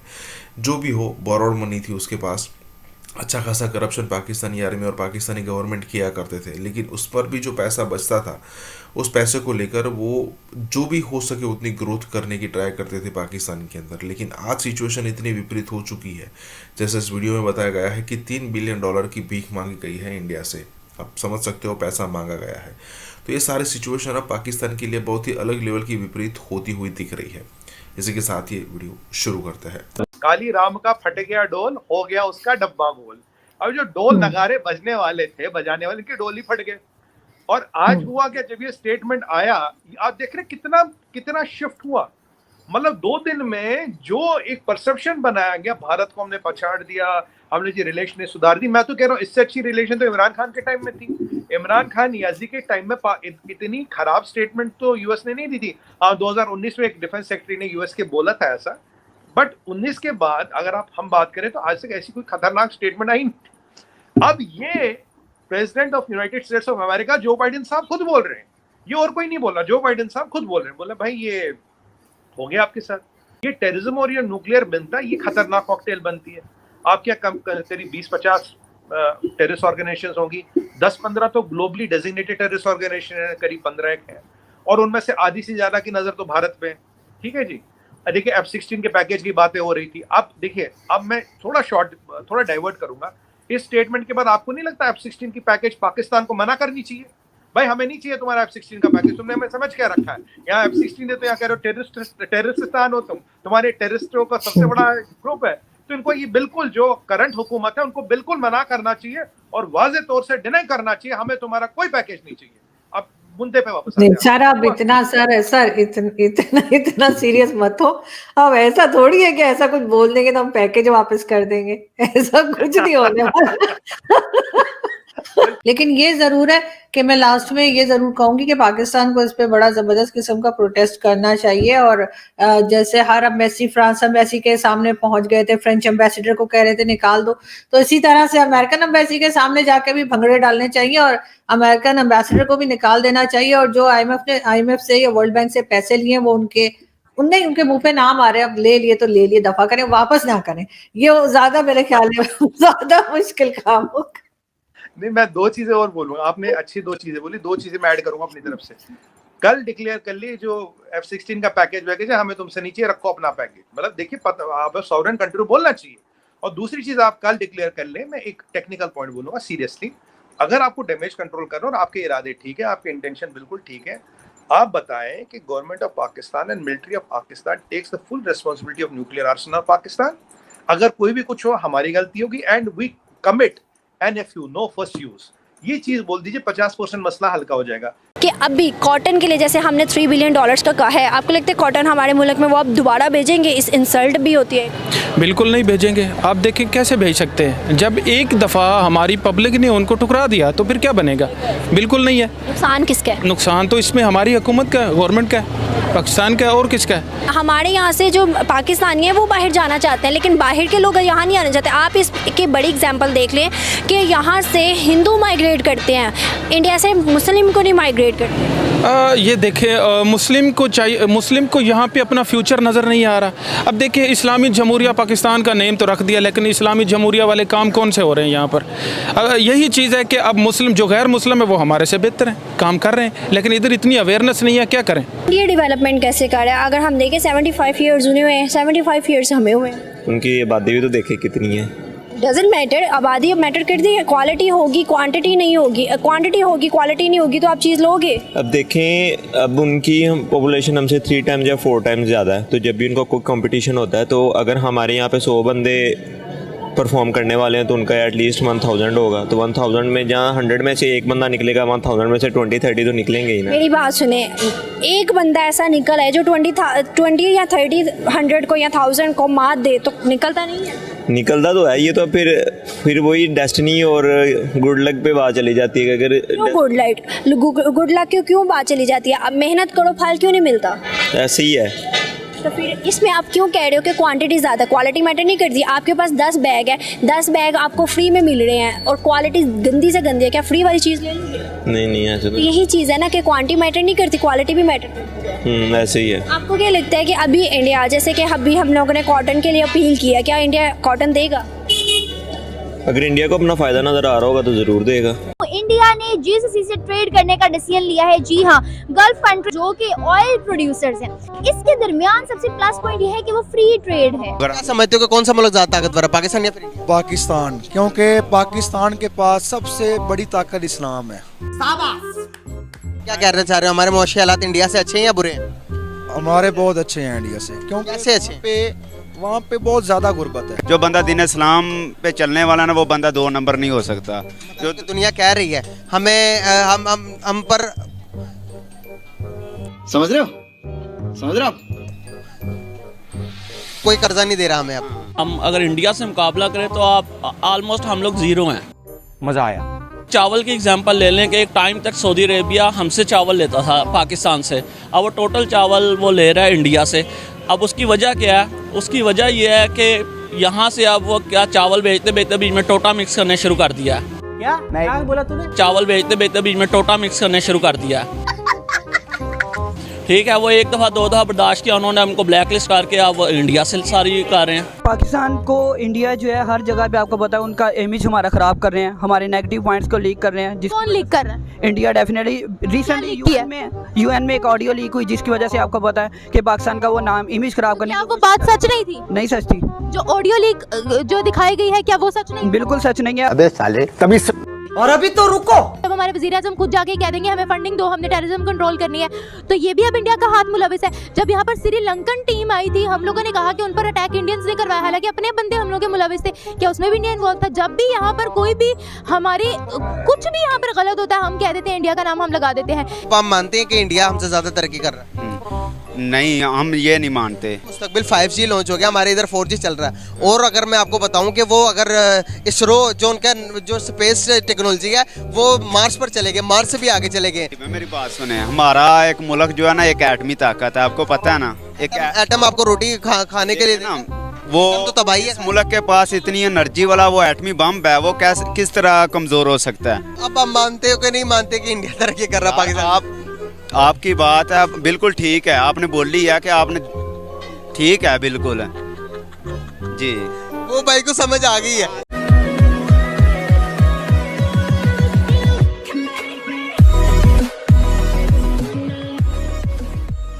नमस्कार दोस्तों, अब यहाँ पर बात हो रही है कि गल्फ कंट्रीज आने वाले दिनों में एक बहुत बड़ा एग्रीमेंट साइन करने वाले और हो सकता है कि उसमें 2 ट्रिलियन की बात हो। देखिए, एक चीज़ मैंने पिछले दिनों ही पढ़ी थी कि अरब कंट्रीज जो कि ऑयल पर निर्भर करते हैं सबसे ज़्यादा, अब देखिए दुनिया में डिमांड तो कम हो रही है ऑयल की, ठीक है।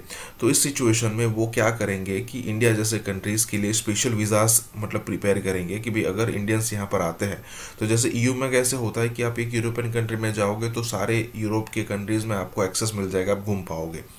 अरब कंट्रीज़ भी ऐसा करने वाले हैं और ख़ास करके वो टारगेट करेंगे इंडियन, खास करके हिंदूज़ को, इंडियंस को टारगेट करेंगे कि भाई आप आइए यहाँ पर घूमिए। तो होता है ना कि वो एक टूरिस्ट वाला एक स्पॉट बनाने की ट्राई करेंगे, क्योंकि देखिए ऑयल की डिमांड जब कम हो जाएगी तो उनके पास जो बचा हुआ पैसा है वो तो इंडिया जैसे कंट्रीज़ में इन्वेस्ट करके पैसा कमाएंगे, डिविडेंड गेन करेंगे और लाइफस्टाइल मेंटेन करेंगे, लेकिन मल्टीपल सोर्स होने चाहिए पैसे के। तो यहाँ पर यही बात हो रही है कि आने वाले दिनों में गल्फ़ कंट्रीज़ या फिर अरब कंट्रीज़ की तरफ से ऐसे ऐसे ऑफर्स हमें मिलने वाला है कि इंडियन सोचेंगे कि भाई अचानक से क्या चेंज हो गया। इसी के साथ ही वीडियो शुरू करते हैं। हम पाकिस्तान की बात करें तो पाकिस्तान ने हिस्ट्री में कभी भी किसी मुल्क के साथ फ्री ट्रेड एग्रीमेंट साइन नहीं किया। अगर हम इंडिया की बात करें, इंडिया ने गल्फ़ कंट्री के साथ पहले किया, फिर उसके बाद यूरोप और अब यूके के साथ। आपको क्या लगता है कि डे बाय डे उनकी अपनी पॉलिसीज इतनी अच्छी हो रही है कि दुनिया उनके साथ ट्रेडिंग के लिए रजामंद हो रही है? आज पाकिस्तान में क्या चल रहा है, पाकिस्तानी हालात में आपके सामने ही है। क्या लगता है कि हमारे पॉलिटिक्स इस तरफ पॉलिसीज़ पे काम क्यों नहीं कर रहे? एक्चुअली बड़ा अच्छा आपने इशू ये स्टार्ट किया है, मुझे बड़ा पसंद है इस पर बात करना।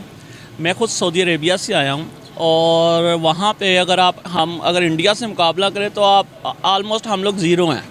मैं आपको एक साफ बात, एक सच्चाई बता रहा हूँ कि हम लोग ज़ीरो हैं। वो लोग आज ये देखें, एक सुई से लेके गाड़ी तक अपनी यूज़ करते हैं, अपनी बनाते हैं। हमारे हुक्मरानों को आपस में लड़ने से वक्त आवाम के बारे में सोचेंगे तो कुछ होगा ना। अब सऊदीया की एग्जांपल लेता हूँ, वो उन्होंने सबसे पहले अपनी आवाम को रखा हुआ है। उनके इस टाइम 90+% जो लोग हैं वो अपने जो हुक्मरान उनको लाइक करते हैं। क्यों? वो उनको सबसे पहले फर्स्ट प्रायोरिटी पे रखते हैं। हमारे हुक्मरान यहाँ पे आप देख लें, कोई हाल नहीं है, कुछ नहीं है। अभी मैं अपनी एग्जांपल देता हूँ, मैंने शूज़ लिया, कल उसने कहा था मैं एक्सचेंज कर दूँगा अगर साइज़ पे इशू आया, और आज देखें वो मुकर गया, कहता जी मैंने कहा ही नहीं था। आज का मेरा आपसे सवाल यह है, हमारी जो GCC है, जो हमारी गल्फ कंट्रीज काउंसिल है, वो फ्री ट्रेड एग्रीमेंट कर रहे हैं इंडिया के साथ, भारत के साथ। पाकिस्तान को रिजेक्ट कर दिया गया है, पाकिस्तान से किसी भी किस्म का बिजनेस करना पसंद नहीं किया जा रहा। क्या वजह लगती है?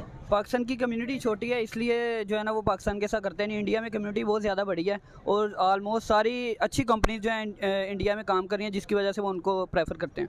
अगर हम कम्युनिटी की बात करें कि पाकिस्तान की कम्युनिटी बहुत छोटी है या पॉपुलेशन बहुत छोटी है, तो बहुत सी ऐसी कंट्रीज है, बांग्लादेश, जापान, जिनकी कम्युनिटी छोटी है, जिनका रकबा छोटा है, मगर क्वालिटी वर्क वो लोग प्रोड्यूस कर रहे हैं। वहाँ पर वो लोग अपना लोहा खुद मनवा रहे हैं, उन्होंने हर चीज़ अपनी रखी हुई है। अब आप ये बात करें कि पाकिस्तान के पास अपनी कोई चीज़ नहीं है, तो कोई भी इन्वेस्टर, चाहे नॉन मुस्लिम हो या मुस्लिम हो, क्यों आएगा पाकिस्तान में? ये बात करें। हमारे पास अपनी प्रोडक्ट्स हैं, लेकिन हमारे जो बड़े ऊपर से हैं वो लॉन्च नहीं करने देते। हम इनको चाहिए कि अपने ब्रांड्स को प्रमोट करें। हमारे पास अच्छे खासे ब्रांड्स हैं। कौन कौन से ब्रांड्स हैं पाकिस्तान के, अपने आप नाम बताएं। J.Dot ले लें, और टेक्सटाइल इंडस्ट्री टोटल जो है पाकिस्तान की all over the world famous है। आप यहाँ से इनको यूज़ करें, यहाँ से कपड़ा जाता है, बाहर का टैग लग के आ जाता है और इधर वो महंगा बेचते हैं। J.Dot जो है वो एक कपड़ों का ब्रांड है, ठीक है। हर कंट्री में कपड़ों के ब्रांड्स होते हैं। हम इकोनॉमी को अगर ये कहें ना कि हमारे पास कपड़ों के ब्रांड है, तो ये तो एक बहुत ही बेवकूफ़ बात हो जाएगी कि कपड़ों के ब्रांड होना इकोनॉमी में आगे बढ़ना नहीं है। उसके अलावा आपने बोला है, उसके अलावा आपने कौन से ब्रांड्स बोले? कौन से? टेक्सटाइल का आपने मेरा ख्याल है। हाँ, टेक्सटाइल का एक वाहिद शोबा था जो पाकिस्तान की इकोनॉमी को सपोर्ट कर रहा था, बट टेक्सटाइल में भी हम लोग अब जो है उसमें भी डाउनफॉल आ गया है। टेक्सटाइल में भी इंडिया नंबर ले गया है। नहीं, ऐसी बात नहीं है। हमारे यहाँ से चीनी जो है जा रही है, चावल जा रहे हैं हमारी, और भी काफ़ी कपास वगैरह चावल जा रहे थे, कपास जा रहा था, अभी भी जा रही है। ऐसी जा रही, इम्पोर्ट कम हुई है, एक्सपोर्ट भी हो रही थी, लेकिन उस लेवल की नहीं हो रही अब, जिसकी वजह से हम लोग इंडिया से बहुत ज़्यादा नीचे जा रहे हैं। क्यों कम हो रही है? वो डेफिनेटली हम एज ए नेशन भी हमारे लोगों की गलतियाँ, जिसकी वजह से क्या उसको कहते हैं, कम्युनिटी में इश्यूज आ रहे हैं। अभी चावल की बात की है तो दुनिया ये चाह रही है कि चावल जो है वो इंडिया से ज़्यादा खरीदे। इसके अलावा भी कुछ अर्सा पहले IMF ने इंडिया से बैक किया, अपील की कि आप वीट की एक्सपोर्ट ना रोके, पूरी दुनिया में बहरान पैदा हो जाएगा, पूरी दुनिया को लाले पड़ जाएंगे खाने की अगर आप लोगों ने गंदम को रोका तो। ऐसी कोई खबर, हालांकि पाकिस्तान एक एग्रीकल्चर कंट्री है, फिर पाकिस्तान के लिए ऐसे अल्फाज क्यों नहीं बोले जाते? अगर हम कहते हैं हम टेक्सटाइल में बहुत आगे हैं, हमारे चावल, कपास, गन्ने बहुत मशहूर हैं। डेफिनेटली पाकिस्तान को इंडिया जो है हर जगह पे, आपको पता है, उनका इमेज हमारा ख़राब कर रहे हैं, हमारे नेगेटिव पॉइंट्स को लीक कर रहे हैं। कौन लीक कर रहा है? इंडिया डेफिनेटली रिसेंटली यूएन में एक ऑडियो लीक हुई जिसकी वजह से आपको पता है कि पाकिस्तान का वो नाम इमेज खराब करने क्या वो बात सच नहीं थी? नहीं सच थी। जो ऑडियो लीक जो दिखाई गई है क्या वो सच नहीं? बिल्कुल सच नहीं है। आप रिसेंटली इसके अलावा देख लें, जब न्यूजीलैंड की टीम आई थी उन्होंने मेल टेम्पर करके, इंडिया का यही काम है पाकिस्तान को टॉर्चर करते हैं।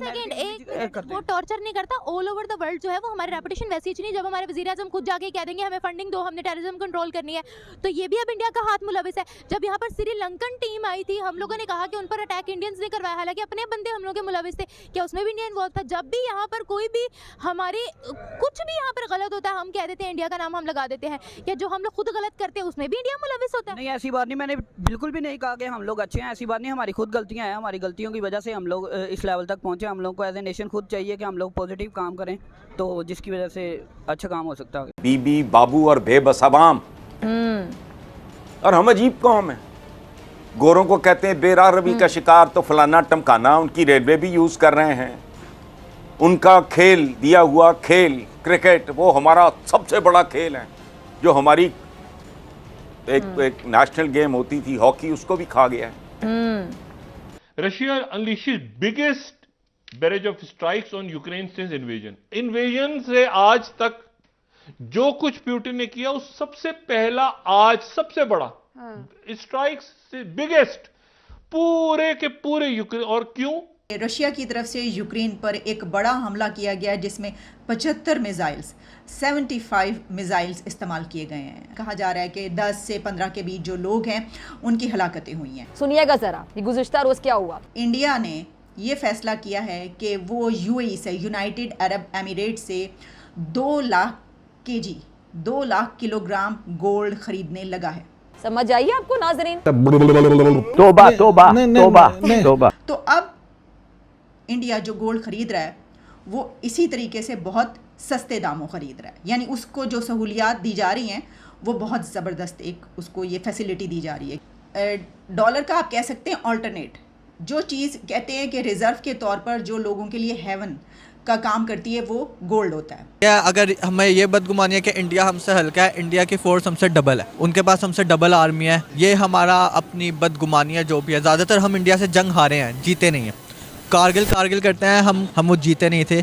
वर्ल्ड बुक्स में हम लॉस्ट ही कंसीडर हुए थे। देखिए, आज अमेरिका हमें कुछ दिखाना चाहता है कि हम बड़े नाराज हैं, तो हो जाओ नाराज। भाई हमने अमेरिका से थोड़ा ना पैसे पकड़ने हैं कुछ। सर सुपर पावर है सर, आप इनकार नहीं कर सकते। भारत के पास जब खजाने में कुछ नहीं था, भारत का खजाना बिल्कुल लुट पिट गया था, सिर्फ $1 अरब थे, बस $1 बिलियन। भारत तब नहीं झुका इनके सामने। और मोदी जी गर्दन उतार देंगे उसकी। ये तो और एग्रेसिव है मोदी जी, और Modi ji is very aggressive. आप कोई करके देखे तो खाल उतार देंगे उनकी।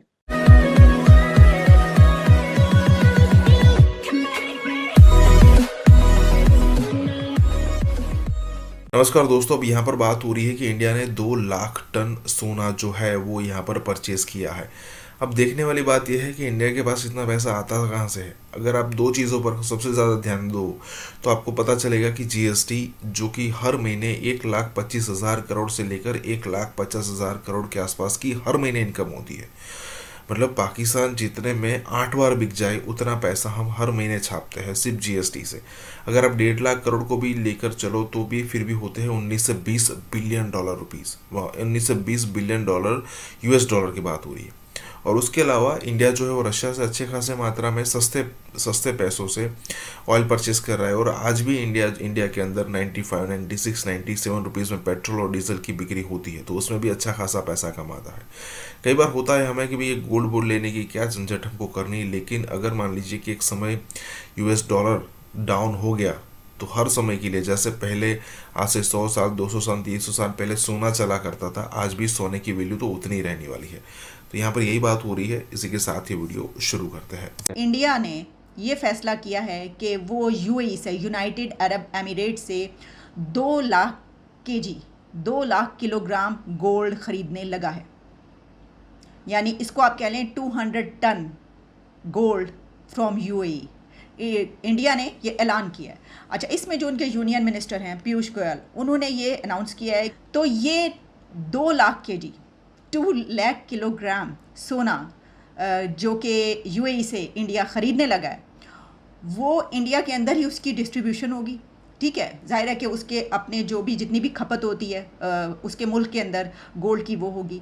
और इसमें सबसे बड़ी बात यह है कि ये एक एग्रीमेंट के अंडर ख़रीदा जा रहा है, और वो एग्रीमेंट हमने उसके पर बात की थी कुछ दिन पहले जब वो एग्रीमेंट हुआ था। और वो इंडिया और यूएई के बीच एग्रीमेंट ये था कि इंडिया ज़्यादा से ज़्यादा गोल्ड इंपोर्ट करेगा यूनाइटेड अरब एमिरेट्स से, क्योंकि यूनाइटेड अरब एमिरेट्स ने भी बहुत बड़ी वहाँ पर इन्वेस्टमेंट की है।